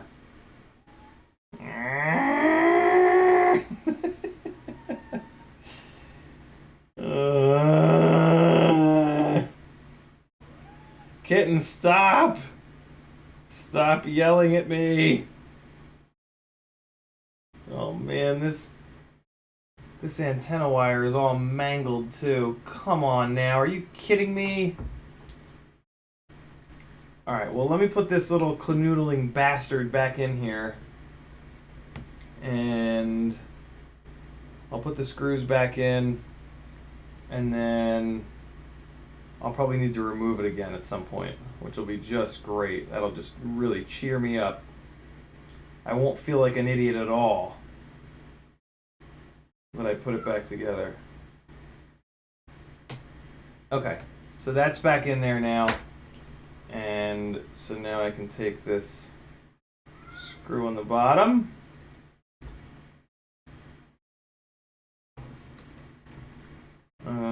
Hopefully it threads. Yeah, there it goes. So that threaded in there, and now I just need to thread this standoff down into the screw. Stop now, please. That's enough. No more. Unless you want a fist fight. Your choice. So now I'm just going to crank this down a little bit, just to make sure it's tight. Alright, that should be good. Yep. And then we'll take this other screw and send it down from the top to hold the HD board until I realize something else that I've screwed up and have to rip this apart again. 8:57, we're almost there. Almost there. It's almost bot grinder time. You guys excited? I wonder what he's up to tonight. So, one step closer. I'm gonna finish this off stream. We're close enough. Camera cage, and yeah, 2 Fiddy build with a 20x20 stack. The arms below the base plate. I gotta be honest. I cannot recommend a 20 by 20 build on this frame. It doesn't really make much sense unless you put the flight controller in the rear. If you're gonna do a 20 by 20 build on a 250, put your ESC in the middle and only that. ESC only in the middle. Man, that won't work either. Yeah, I just don't recommend doing a 20 by 20 250 build. It's not meant for 20 by 20. It's meant for an AIO. I can't, Remy Tim. I have a Fiverr job to work on with somebody after this. Yeah. I don't recommend doing a 20 by 20 build in a 250 if you're gonna go HD, because if you're gonna go HD, you have to find a space for the HD 20 by 20 board, the ESC 20 by 20, and the 20 by 20 flight controller, and that's gonna be too much for the arms under the base plate. This frame is really meant to have the arms above the base plate to avoid all these problems I had tonight. And in order to do that, your stack height has to be very, very low. And in order to do that, realistically, you need to be running an AIO. So yeah, I hate to admit it, but well, you know, let me hold off on that, because it does kind of depend on the standoff height. Never mind. Nope. Yeah, I don't recommend doing a 20 by 20 build on a 250. You basically end up with a frame where you can't remove the front arms without pulling the entire 20 by 20 stack off, which is kind of crazy. So yeah, if you're gonna build a 250, use an AIO, is my recommendation. License to drive with the last comments, and then he says, you know the folding TPU holders other than Crossfire, Tracer, and Ghost RXs? I do. I emailed Beta FPV and Happy Model saying if they want the same folding TPU holders for their Express LRS, they just have to send me some. Happy Model responded. Very cool. Nice license. Good shit. Richard with actually the last one. He says, I don't see a bot thumbnail. Am I missing something? Is he not streaming tonight? Let's see.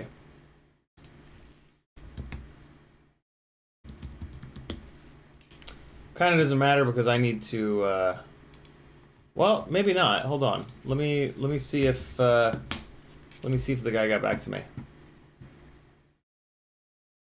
I had to reschedule. And let me see if he replied.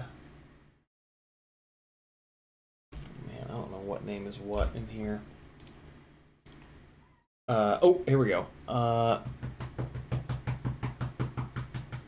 okay, so I'm good. Let's keep going. Kitten. Bot is off tonight, Zim FPV says. Alright, so we'll keep going. Cool. I gotta go feed this cat because he's biting my ankles. So check this out. Double building? You guys have seen this a bunch. Shantytown? Music video? Oh, there's the music video. Okay. I thought I lost that footage. Stables on March 22nd. I'll be right back. Quad Doc would like to start a riot. Me too. Be right back.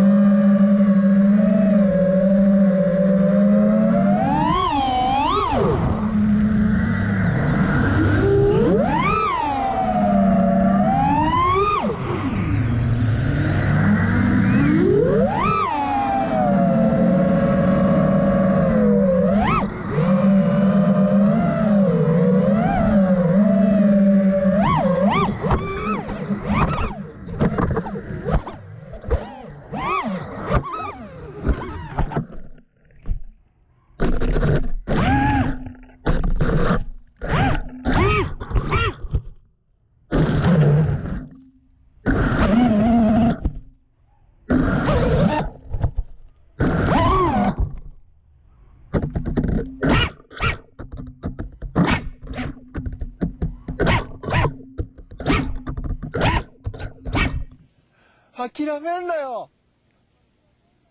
諦めんなお前。どうしてそこでやめるんだ。そこでもう少し頑張ってみろよ。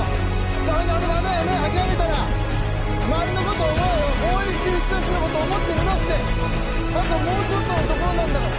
俺だってこのマイナス10度のところしじみが取れるって頑張ってんだよ。絶対やってみろ。必ず目標達成できる。だからこそネバーギブアップ。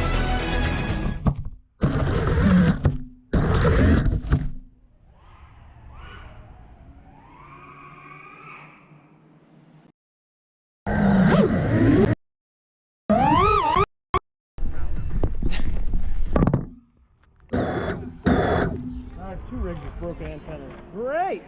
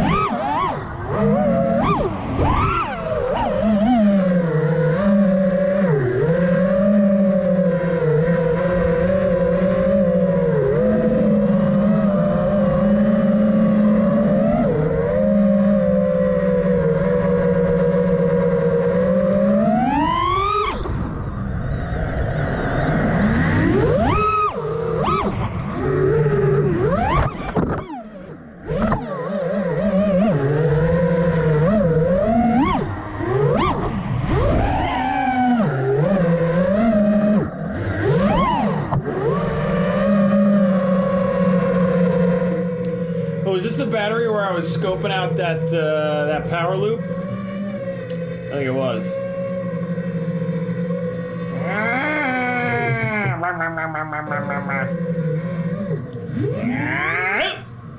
Hey, oh, hey. Okay, let's try it again. And yep, hey, yo. Okay, one more. Let it hang. One more time. Come on. Come on, past me. Come on, march me. Do it again. Here we go. Hey, yep. Yo. Come on, do it again. Do it again. No, don't do that. No, definitely don't do that. Come on, get it again. Get it again, old me. Get in there. Get in there. Get in there. Get it. And yo. Oh, nope. Nope. Wasn't feeling it. Wasn't feeling it. Let's go down here where things are safe. Oh, yeah. Oh, get up over there. Oh, you ain't got shit on me, Scraggle. Fuck you. Oh, get into there. Oh, that's not the right one. That's not the right one. Okay, good. There's a tree at the exit of that one. Oh, yeah, let's come over here. What's going on over here? Oh, look. Easy things to fly. Okay, hit that roof. You know. Oh, boy. Hey. Okay, a little roof here. What's that? What am I doing there? Oh, okay. I don't know. Not sure what I was thinking on that one. Okay, back here. We drop down. Okay, let's go through here. Nope. Oh, yeah, that little thing. That's a move I fuck around with every once in a while. It's the only way. It's the only, in my opinion at least, It's the only way to make trippy spins look good, is to not do a full trippy spin. By the time you do a whole full trippy spin, everybody's dizzy. But if you just do it like as a 180, it's kind of cool. Alright. Great. Oh! Almost in midair. License to drive with a 2-pound super chat. Cat food money. Thank you, brother. 2 pounds. That's roughly what 1 can of cat food costs for this little expensive boy. It's worth it, though. Okay, great. That's good to go. This is here. This is here. And that is there. Back to this thing. Now what are we gonna do? So the capacitor has a little home. That's kind of nice. I can even kind of like tuck it in there. Ooh, that's real nice. Okay, so then these little guys are happy. They just need to get zip tied. Man, am I not happy about having to extend another set of motor wires. I wonder if... Are these ones long enough? Are these ones longer than those ones? No, they're the exact same length. Yeah, they're the exact same length. Well, shit. Okay, let's just rip the Band-Aid off and get on in there. Soldering iron is coming back up to temperature. It had fallen asleep. We're gonna go here, and we're gonna go here, and we're gonna go here. All right, all set. I mean, this ended up being damn near an entire scratch build. It would have probably been quicker to do this as a scratch build. That's not true. That's not true at all. Okay, so...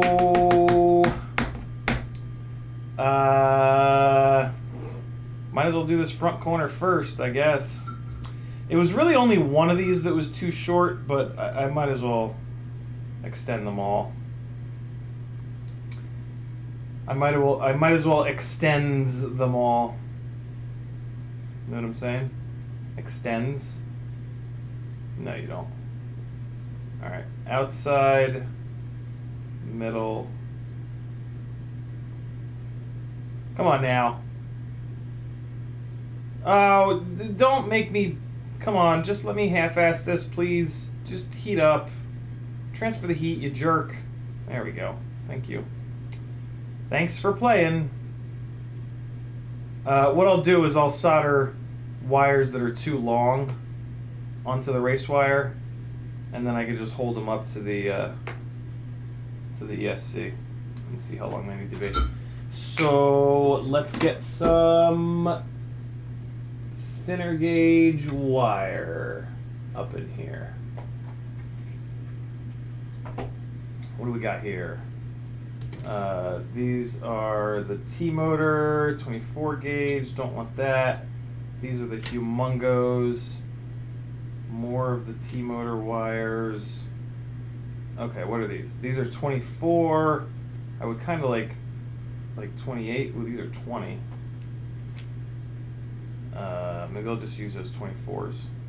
I think I'm just going to use those 24s. Yeah.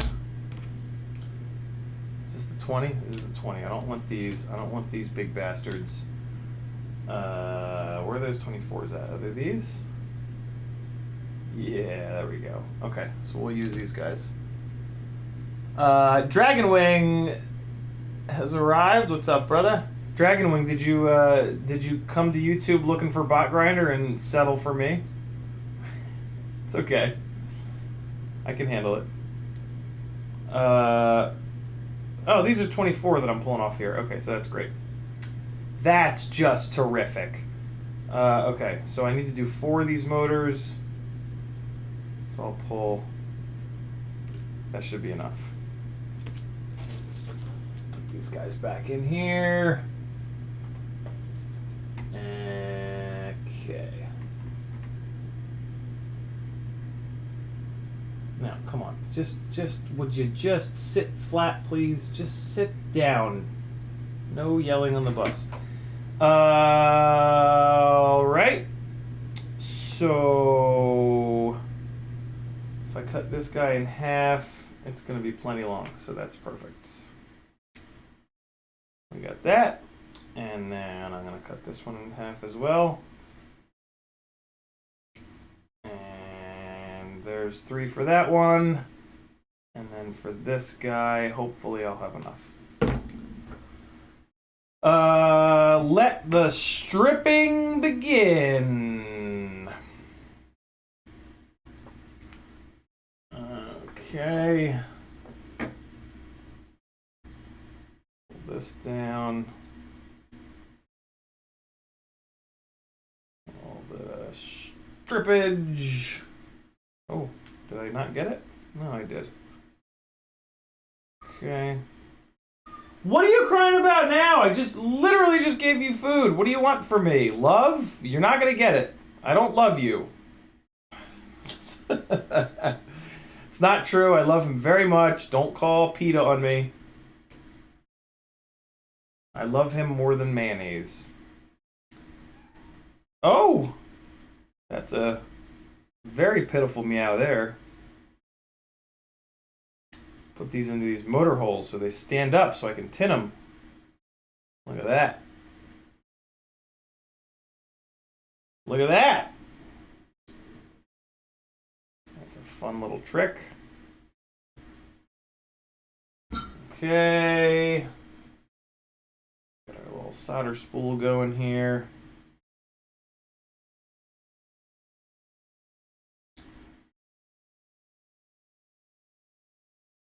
So that cat out there of mine spent like a couple of hours outside last night, and he is not an outside cat. He snuck out when I hung out with Patrick last night, and when Patrick left, this little shitbird snuck out, and it took me a while to notice it. I assumed that he was just under the bed. He's got this new hiding spot under the bed, but nope, he was running around outside like a little bad boy.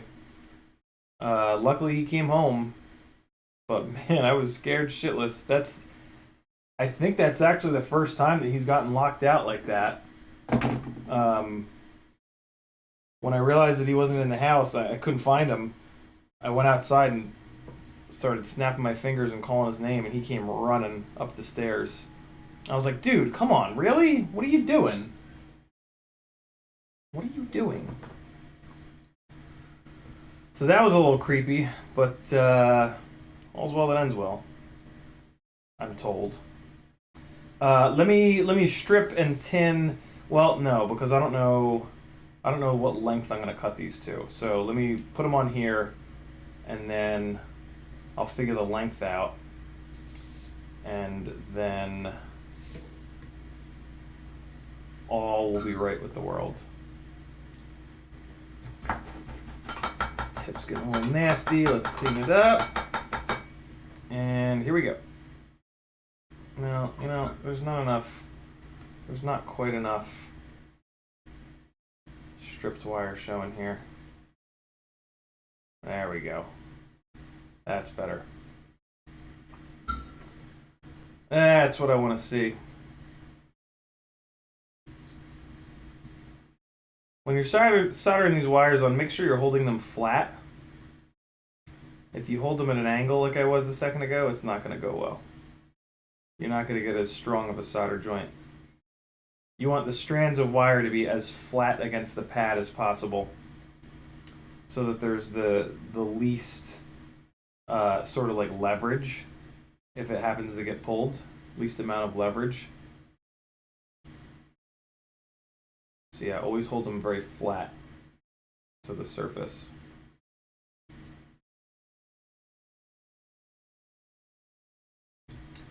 I should be using the tweezers so that you guys can see what the hell I'm doing. Alright, and number 3. Who does number 3 work for?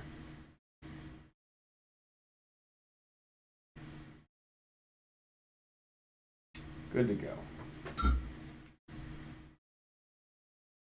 Nope, I got that third one. Not flat at all.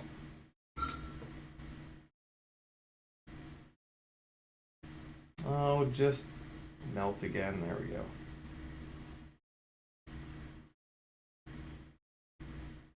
Much better. Okay, so this is motor number 4 on the left front.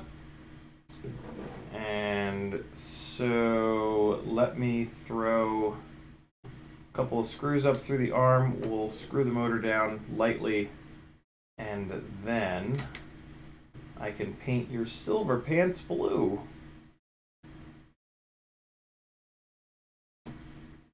These screws just do not go through the arms at all.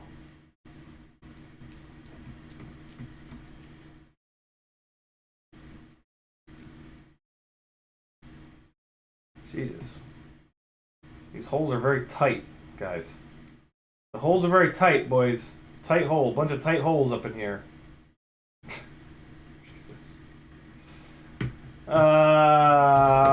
Okay. Let's see. So, now I want to make sure that I give a little bit of extra wire length, but not a lot extra. Just a little. So we're going to take the first one here, and, okay, I can't do this. My fingers are too fat, even though they're not fat. It's just, this is very tight work, as always with micros. Okay, so we got that guy, so that's a good spot for it. I'm just going to go in here and notch the wire so that I know where to cut it. And then I'm going to take the next one, kind of run it right alongside, and he's going to come up at that bit of, like, a little bit of an angle. Cut that one, and the last one here is going to follow the same sort of path, and up and over, and I can just see. I just need to cut a little bit off of that third one. So let's do that tiny little bit.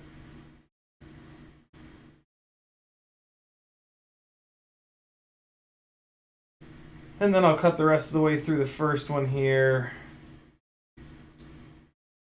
Okay.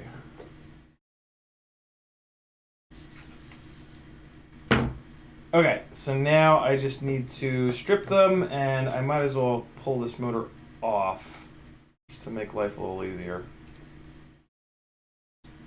Strip them, tin them, zap them down, and away we will go.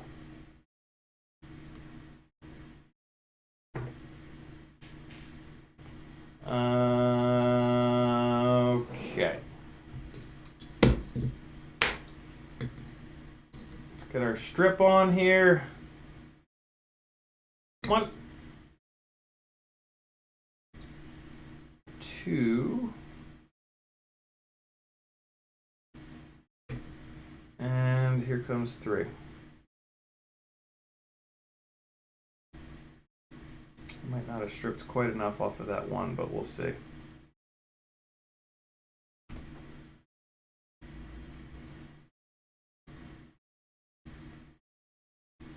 Now we should be alright.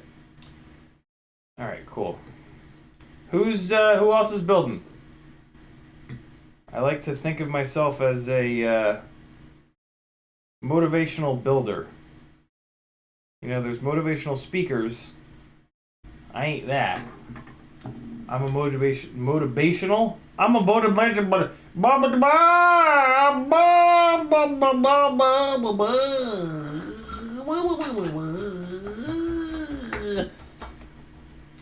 I consider myself a motivational builder. Nobody wants to build, but if I'm sitting here doing it, you might as well do it too. I know you don't want to. Neither do I. But We got to do it. That's where the discipline part of this hobby comes in, I think. If it were easy, everybody would do it. And then someone would get their head cut off. And that would be it for us.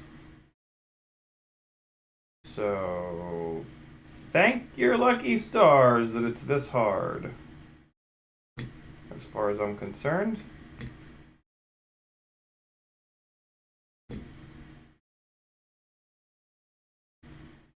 Alright.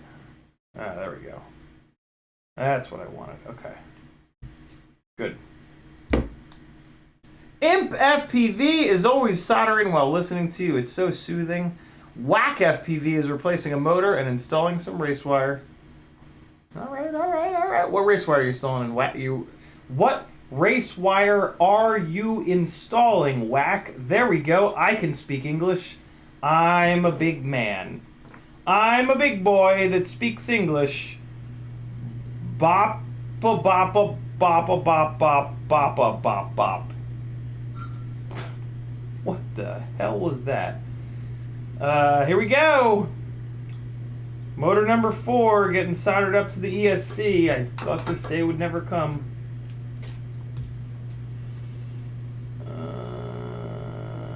Okay.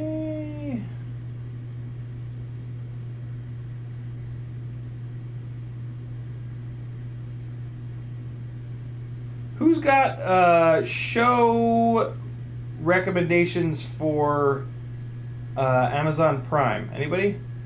Other than all the Top Gear stuff on there, of course. What are you guys watching on Prime? I just watched a cool little sci-fi show called Upload that I had no expectations going in, and it was actually kind of decent.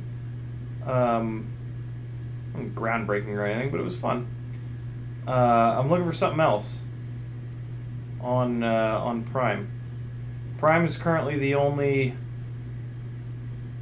TV service that I have access to, which is fine because I'm watching a lot less television and doing a lot more FPV stuff, which is really, really good.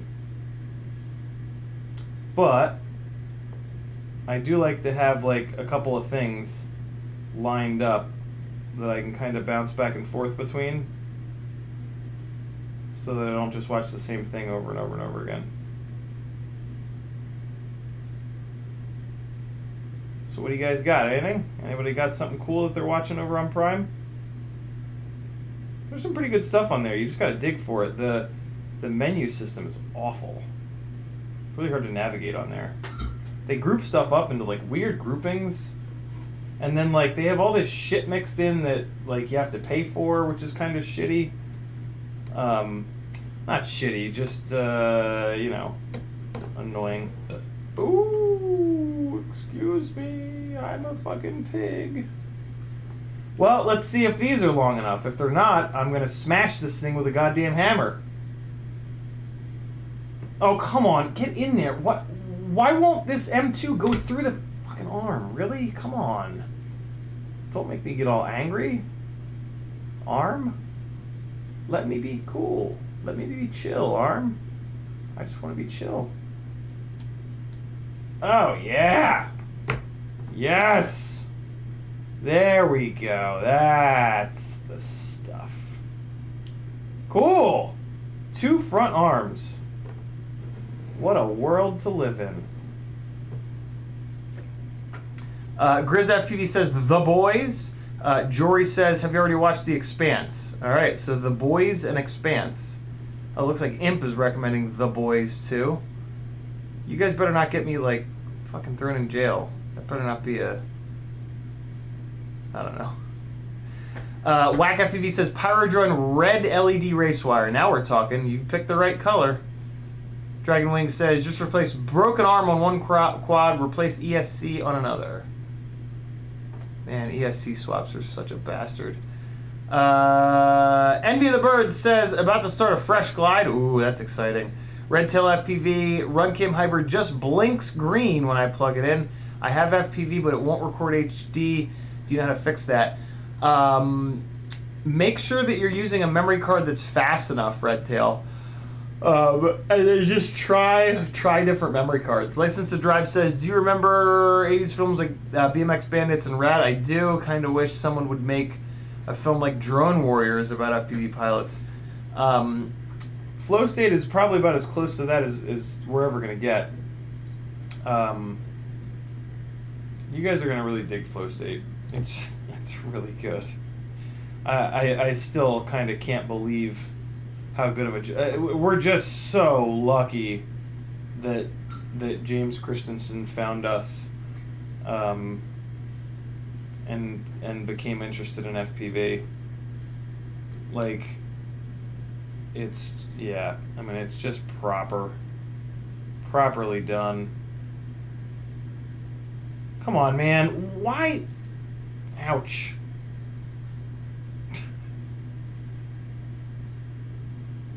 Why you gotta make me tin the tip every single time, world? Just let me... there we go.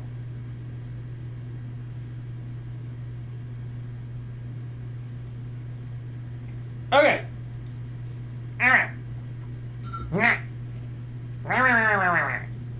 So let me get an idea of how long this needs to be here.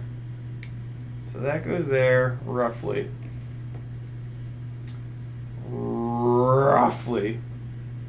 And then that's going to run that length. And so it needs to be a little longer than where my fingers are. So I'm going to pull out like that. So that's roughly how long it needs to be. I'll move my fingers out a little bit more. Is that long enough to get 3? Nope. No, that's fine. Okay. All right. So I need wires of that length. I'm not going to save these.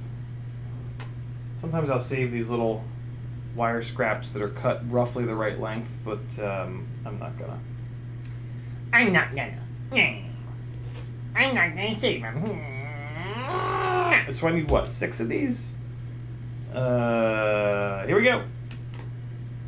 Chop it. Plop it. And chop it. Plop it. One more, and we're good to go. Yeah, that little solder explosion burned. My finger hurts right now. Fair warning, once I get these rear motor... well, no, I guess I'll put the camera cage on and... whatever. Whatever. Do what I want. Do what I want. Blech. Blech. What else is going on? CGK FPV says, what's up? Here for all 4 inches. Well, I got all 4 of them, CGK. Coming at you. Coming right at your face. Oh, God. What the hell? Oh, boy. I'm going to get thrown in jail one of these days. Okay, so we're going to strip and then tin and get these rear motors put on here. Let me again reiterate that I definitely don't recommend that you do a 20x20 build on the 250. This build has taken a long time. And a lot of that is because I'm doing this as a 20x20 build. I would definitely recommend, if you're going to build one of these, that you use an AIO and just suffer the frustration of the AIOs blowing up over and over again. Because as a 20x20 build here, it's basically a unibody. It's like a unibody front frame with removable rear arms, which is super strange. But, yeah. Build it the way Tommy wants you to build it, basically. Go figure.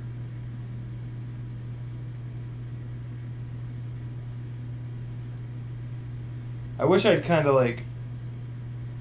actually, I'm glad that I didn't. I was about to say, I wish that I had taken a little bit of a closer look at it, and because I could have spotted some of these things a mile away. But see, then I probably wouldn't have built it, and I really do want to build this rig. So I'm kind of glad I went into it, not realizing that. Because yeah, pretty much every frame that Tommy comes out with, I jump on and do a build with it.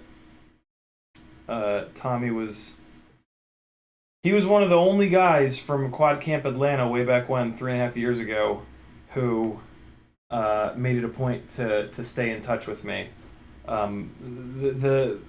Some of the other guys would respond when I would message them, but Tommy actually would reach out to me with micro questions, and that was really cool. That was very that really I got a lot of drive from that, you know, when you're just kind of reaching out to other people, it's like, oh well, they all hate me and whatever.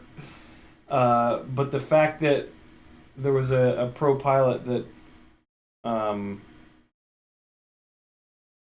cared about my opinion, that was pretty cool. And that was one of the things that really kept me driven in the early days. And if I hadn't been as driven, I would not be sitting here right now doing this. I might be sitting here doing this, but I certainly wouldn't be doing it with a camera on me. Because that used to be my worst nightmare. Alright, so this is good, that's good. Ooh, those are hot. Let's zap these first 3 on, and then we'll do the others. And Bob will magically become your uncle. Like an Uncle Bob. Who's got an Uncle Bob? Anybody? Anybody have an Uncle Bob? Anybody? Any takers? I don't think I do. No, come on, get in there. Get. Come on. Oh, yeah. Oh, yeah, that's a tasty solder joint right there. There is no solder joint as shiny as that one in existence. Here on Earth, at least.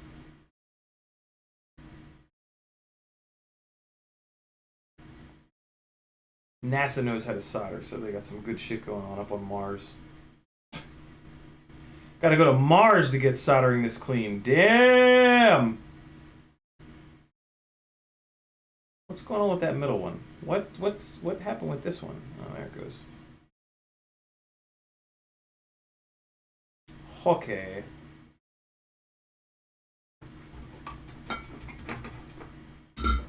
And is everybody happy? Everybody's happy. Alright, let me pull these 3 off of this one, and then we'll replace them. And then we can do some measuring. Away we go.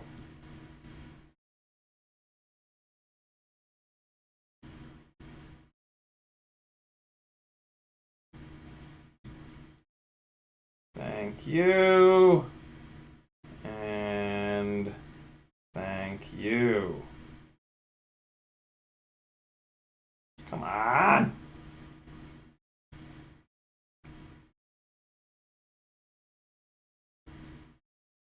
That's the stuff. Okay, where'd they go? Up here? Yeah, there they are. I'll do them front facing this time. Okay. Put this guy down here. Trying not to melt the little plastic nubs on the right side of this wood block here.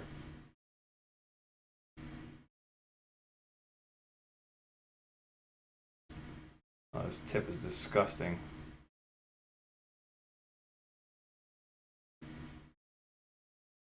or if it's got 3 more solder joints in it. Let's see. Let's push our luck.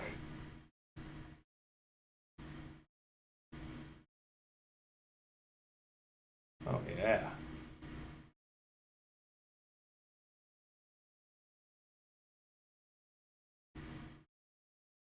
Oh! Yeah! Nope. That's ugly. I gotta use the tweezers for this one to try to get it flattened out all the way. Okay, perfect. Last one. Keep forgetting that you guys can't see that my hands aren't see-through.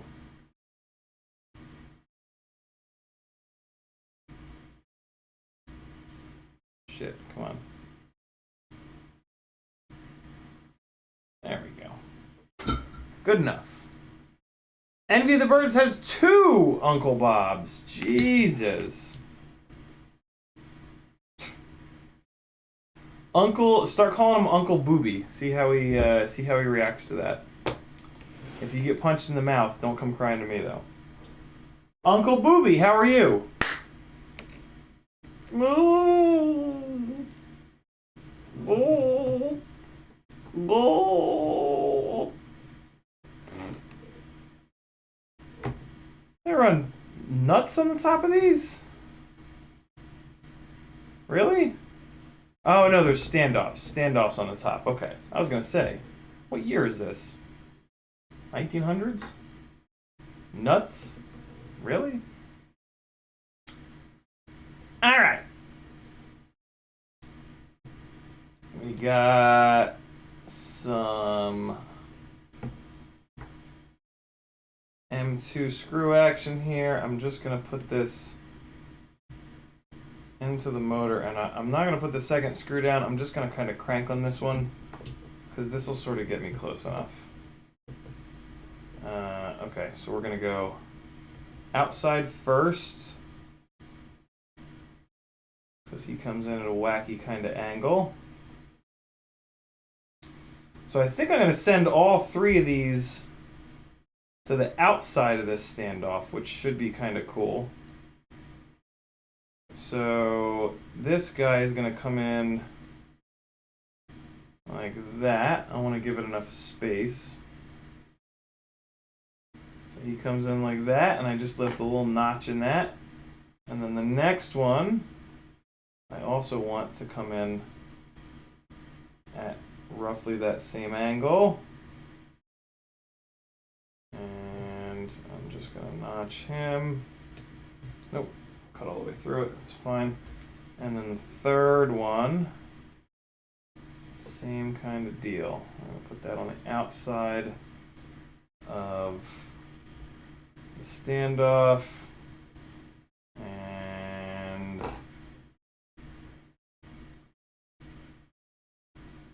make sure it's got enough of a run. Make sure it's got the runs. Okay, that should be good. So now I'll pop this motor off, poop this motor off, and you know what I can do? I can actually use this as a template for the other side. That'll save me like 4 seconds. So here's what I'm going to do. Here's where I might have to redo everything. Probably not though.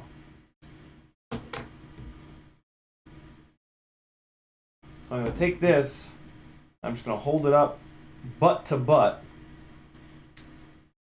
with this other one. And now I can go like this. Cut that one. Line the middle ones up. Come on, you jackass. Okay, there we go with the middle one, and then with this one over here. What do you think of that? See that? So now either 2 motors are wrong, or 2 motors are right. We're going to strip them, tin them, put them on the ESC, and we'll be all set.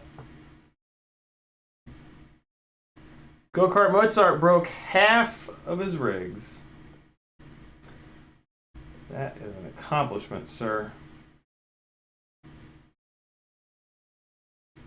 Anybody buy that Kill All Carbon shirt yet? Tell me if you do. I'll tell everybody to subscribe to your YouTube channel. You'll be E-famous as fuck! What? Where'd that piece of silicone go? It's gone. Gone forever. There we go. That one's better. Okay. These 3 strippers are stripped. Let's get these little guys going. Alright.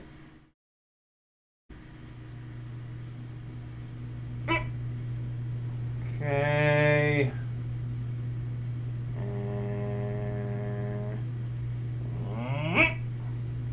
Okay. A little bit of...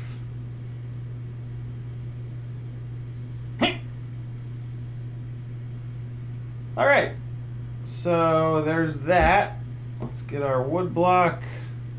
Let's get these separated a little bit here.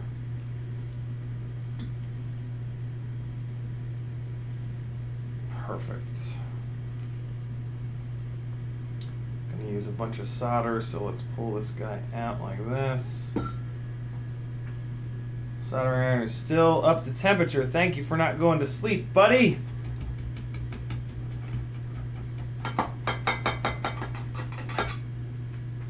What do you guys want me to build next? I have a lot of different shit to build. Is there anything that like you guys want to see? Like I've got, so here are your options. I've got Cinewoop number 2 that I need to put shark bite in. I've got a Ripsqueak that needs a replacement Runcam hybrid. I've got the new Ripsqueak that I've got to finish the build on and put those iFlight 1504s on. I've got a 5-inch race rig that I've been dragging my feet on building for like a year because it's a race rig, and what the hell am I going to do with a race rig?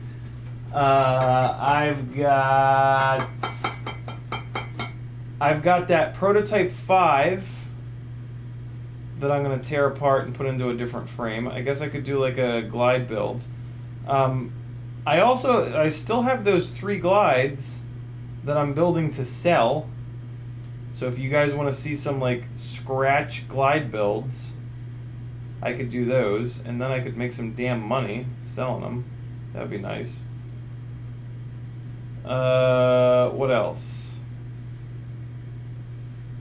I need to do a 75mm Whoop build. Or 2.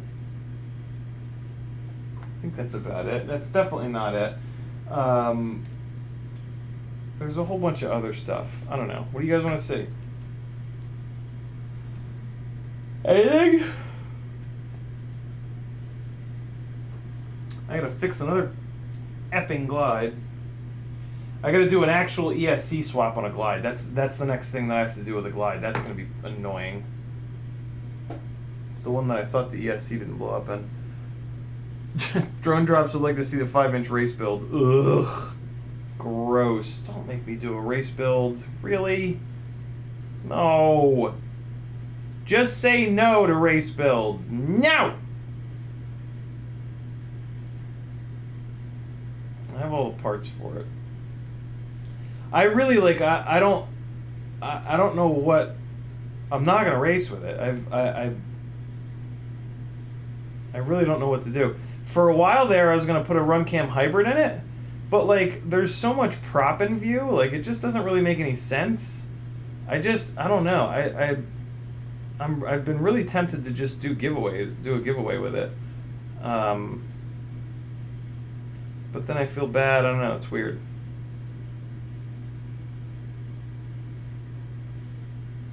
Just have no interest. Be an easy build though. A very easy build. Could be an interesting Insta360 Go 2 carrier, but the problem is if I crash it with an Insta360 Go 2 on it, it's gonna blow that thing up like a nuclear missile. And there's still going to be prop in view. If I can even find a mount for the damn thing. It's an old X-Nova or X-Hover some shit frame. Okay. This one is for this side. Okay, so we're good. Pull this wire out. Pull this wire out. And here we go. Where are the tweezers? There they are.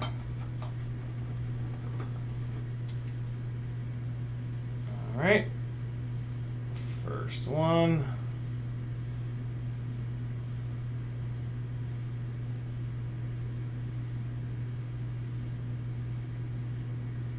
Get on there. Come on.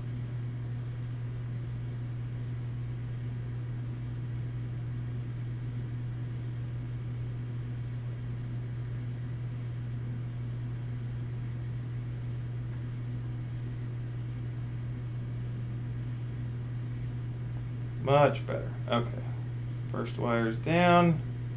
Second one coming in.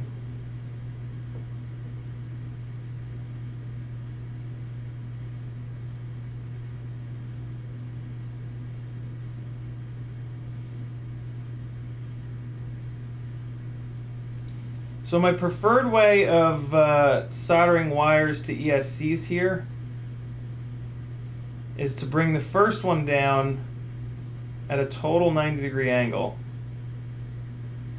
and then the second and third one's at a 45.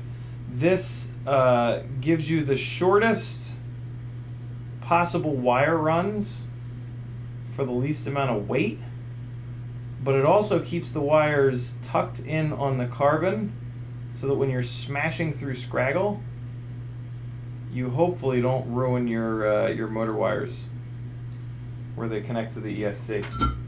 And it's just like a simple little thing, but I swear to God it makes a difference. I swear it does. Oh, yes! And this is what that looks like. So the first one is at a 90-degree angle, and then the next two are... yeah, I mean, you can see it. I assume you can see it. If you can't see it, let me know. And I'll make fun of you. Oh my God! So much orange. James Walton says, build something to replace the Beta 85X because F these things.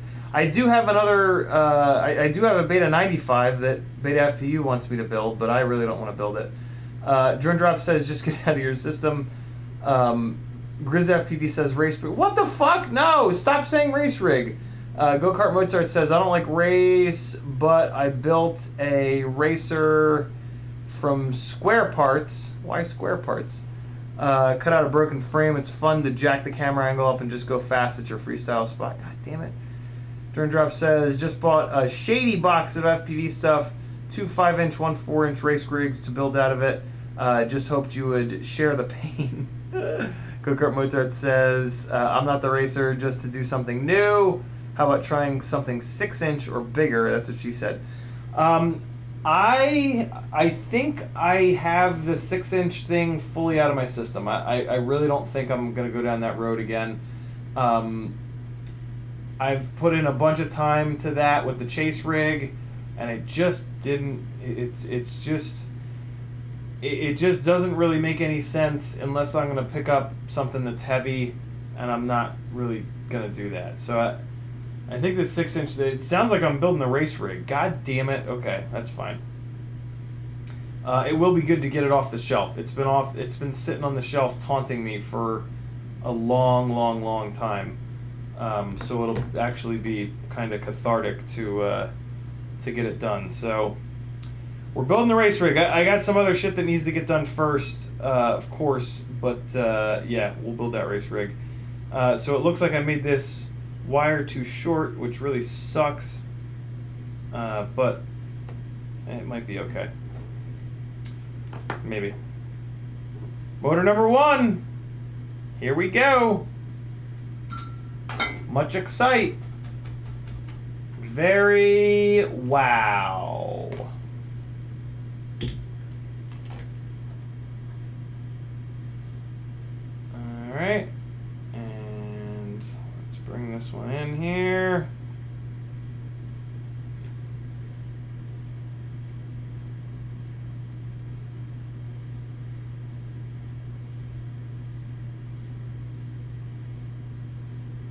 Come on.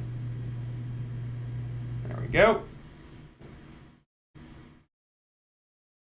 Number 2 coming up.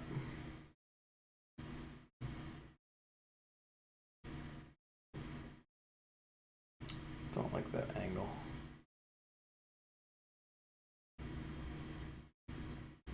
That's better.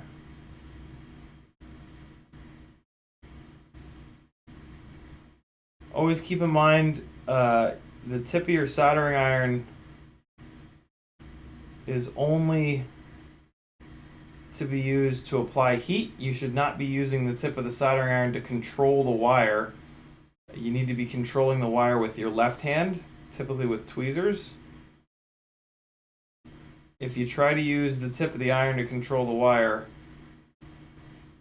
as soon as you remove the tip of the iron, the wire is going to move, and that's the worst thing that could possibly happen. You want the wire to be absolutely stationary the entire time that the solder is cooling. That's actually really important.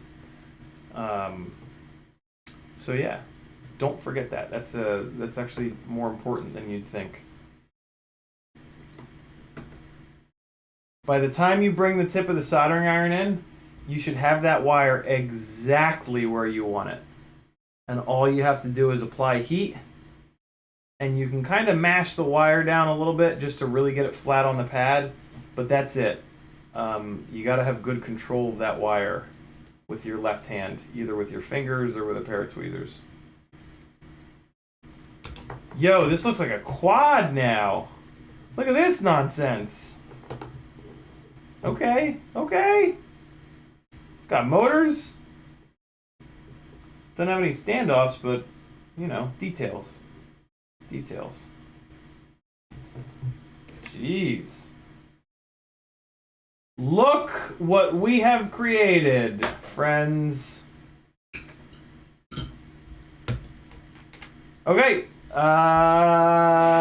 We need some hardware for some standoffs, a camera cage, zip the camera on, and we're done.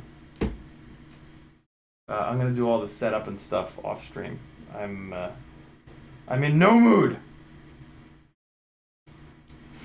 I am committed enough though to get this into a fully working state for you guys. Not working state, just assembled state, a fully assembled state. That's what I meant to say. What length steel screws? You know, I'm gonna go button head on this thing to save a little bit of weight. So, I think I need, well, alright, so these go through the arms, so obviously I need 4 of these. But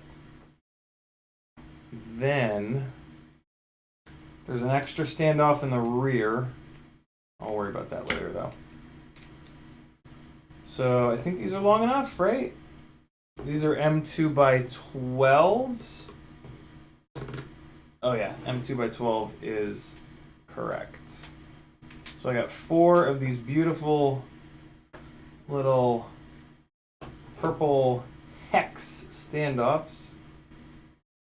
Man, that camera keeps flopping around. I'm gonna call it right now. It's gonna ruin that. It's gonna ruin that camera cable.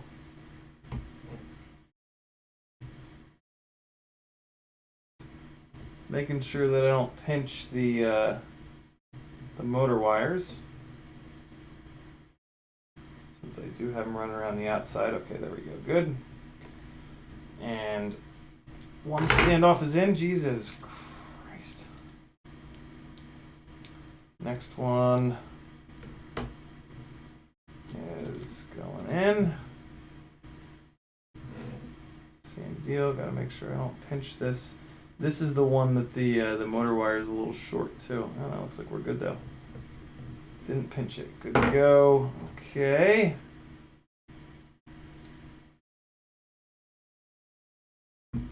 And got these guys going in here. Just kind of spin these on to get them started.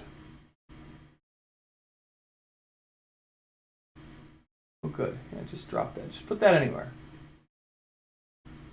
Oh man, this thing's pretty. It's got the purple, it's got the red. Look at this. Balling hard up in here. Woo! Purple aluminum, red plastic, red motors. Damn. Fancy. This is going to be the best looking 250 build on Earth. I bet you this is going to be the only 20 by 20 250 build on Earth. So now we got some standoffs going. Camera cage is over here, as is the top plate. I think we're going to go red. Yeah, we're going red aluminum up front. Drone Drop says, yes, just do it. You will feel great once it's done after such a long time on the shelf. I built with you. I am game. All right. I got some other shit to get knocked out first, but I will do it. I will do it. You have my word. Ow, my hair got stuck in the thing. The lamp above my head. So I'm trying to think of how this goes. This guy goes there, and then what does this guy go on the outside, right? It goes on the outside, but it goes like that. Yeah, that's it. So this goes on the outside, right? Yeah, so this goes on the outside. Oh wait, no, this goes on this side. I see, I see. Okay. So this goes on this side. I got these ridiculously small little screws, which I have a terrible feeling are going to vibrate out, and then I'm not going to have any replacements, which is going to suck. But I'll try my best to keep an eye on them. They're Phillips screws, which is even more annoying. Okay, so here we go.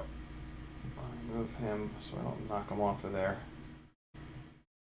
So I guess I'm going to put the camera in the cage, and then I'll put the whole cage on all at once. Alright, there's one. Here comes two. Man, that fits in there perfectly. That looks so slick. Jeez. And I'm just going to leave these a little bit loose so that there's a little bit of motion there. And now I'm going to take the other side and do the same. Got these two ridiculously small little screws again here. This side. Okay. Let's go in here. And go there. Alright. Oh. Uh-oh. Get in there. Get in there, little buddy. Oh man, there's like one thread of engagement because these are so short. They have to be so short though because the little collars in the cameras are also very, very short. So it kind of has to be like this. It was a little annoying, but whatever. Not the end of the world. So now we're going to go camera cage thing. And I'm going to color code this with red aluminum. I don't think the front cage is going to take much abuse, and this will look pretty sweet with these little red boys. If it does, it's fine. Whatever.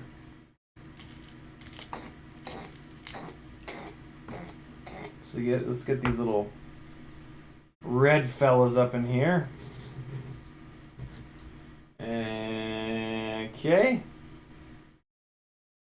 And then we're going to use these wacky standoffs that I got from eBay at some point. I got from Weebay at some point. Fleabay at some point. I think Fleabay is my favorite trash on eBay. Okay, that one. Oh, I'm going to try this left-handed. I don't think I've ever done this. Bat and switch. Oh, look at that. It's not too bad. Oh, it's bad. Oh, it's not too bad. Huh. Alright, one down, one to go. CiottiFPV says, what's up? Will you be putting 3.5 inch props on this? Yep. That is the main driving force behind this build, is to do a little bit of 3.5 inch prop testing. I've got I've got 3 sets of the Emax 3.5 inch scimitars, the OG ones, that are M5 mount or T mount, and then I've got 4 sets of the new Gemfan 3520s. So we'll be able to do a little bit of testing there, which I'm really excited about.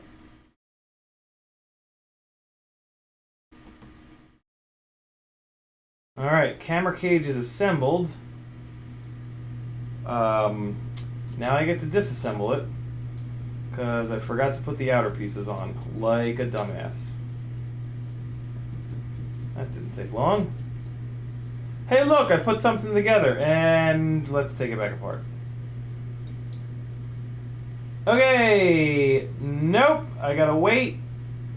Right, I gotta wait to put this on, because it has to go in there, and then this piece goes on last, I think, right? Let's see.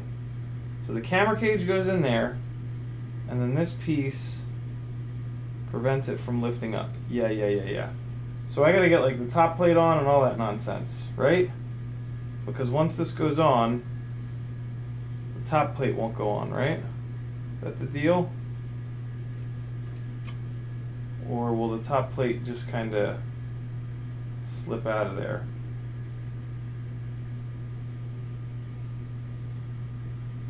Oh boy. Yeah, top plate's gonna slip out of there. So, shouldn't have put these on.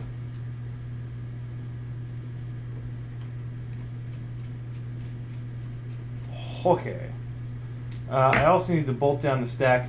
I'm shot. I'm done for the night. It's been over 3 hours. This is I know my limits. But look, man, we got this thing into a really good place. I need to figure out what the hell I'm doing with this antenna. Probably just gonna run it through the back there. I'm gonna probably have to pull this board off to do that. And then I need to, you know, pee my pants. Because you're not cool unless you pee your pants. So maybe I'll do a little stream tomorrow, Saturday. If I don't go out and fly. I don't know what I'm doing tomorrow. I'm flying tomorrow. I gotta go fly tomorrow. I haven't flown 5 inch in a hot minute. Maybe I'll do a little finish this up stream tomorrow, but I'm burned for the night and I'm hungry. And probably gonna work out a little bit more. Maybe I'll jump on Assetto Corsa. Hey, did you guys enjoy that? Assetto Corsa stream the other night? Nobody was watching. I now have a camera over on the PS4, so you guys can see all the stupid faces I make when I'm trying to learn a new racing game. So I'm gonna go do that now, actually, I think. I'll make myself some food. What time is it, 10 o'clock? Yeah, make some food, probably 10:30 or 11 o'clock. I'll hop on Assetto Corsa, put the camera on. I gotta figure the camera mount out. The camera mount situation's not great, but I'll get that figured out. Thanks for hanging out, boys and girls. This has been 4-inch Friday. Really good progress on this 250. Hopefully get it done tomorrow. Get it up in the air maybe Sunday or next week. And that's about it. Thanks for hanging out. Here's some flying from Stables, the battery right before the one that we watched earlier. Computer went ahead and died. No, there it is. Let me give you guys some epidemic sounds to serenade you. Ah, nice. Along with this mediocre flying. Dreamy and laid back. Sounds good. Give it to me. Thanks for hanging, guys. Love every single one of you. I will see you either tomorrow or Sunday. Sunday, 3 o'clock. Later!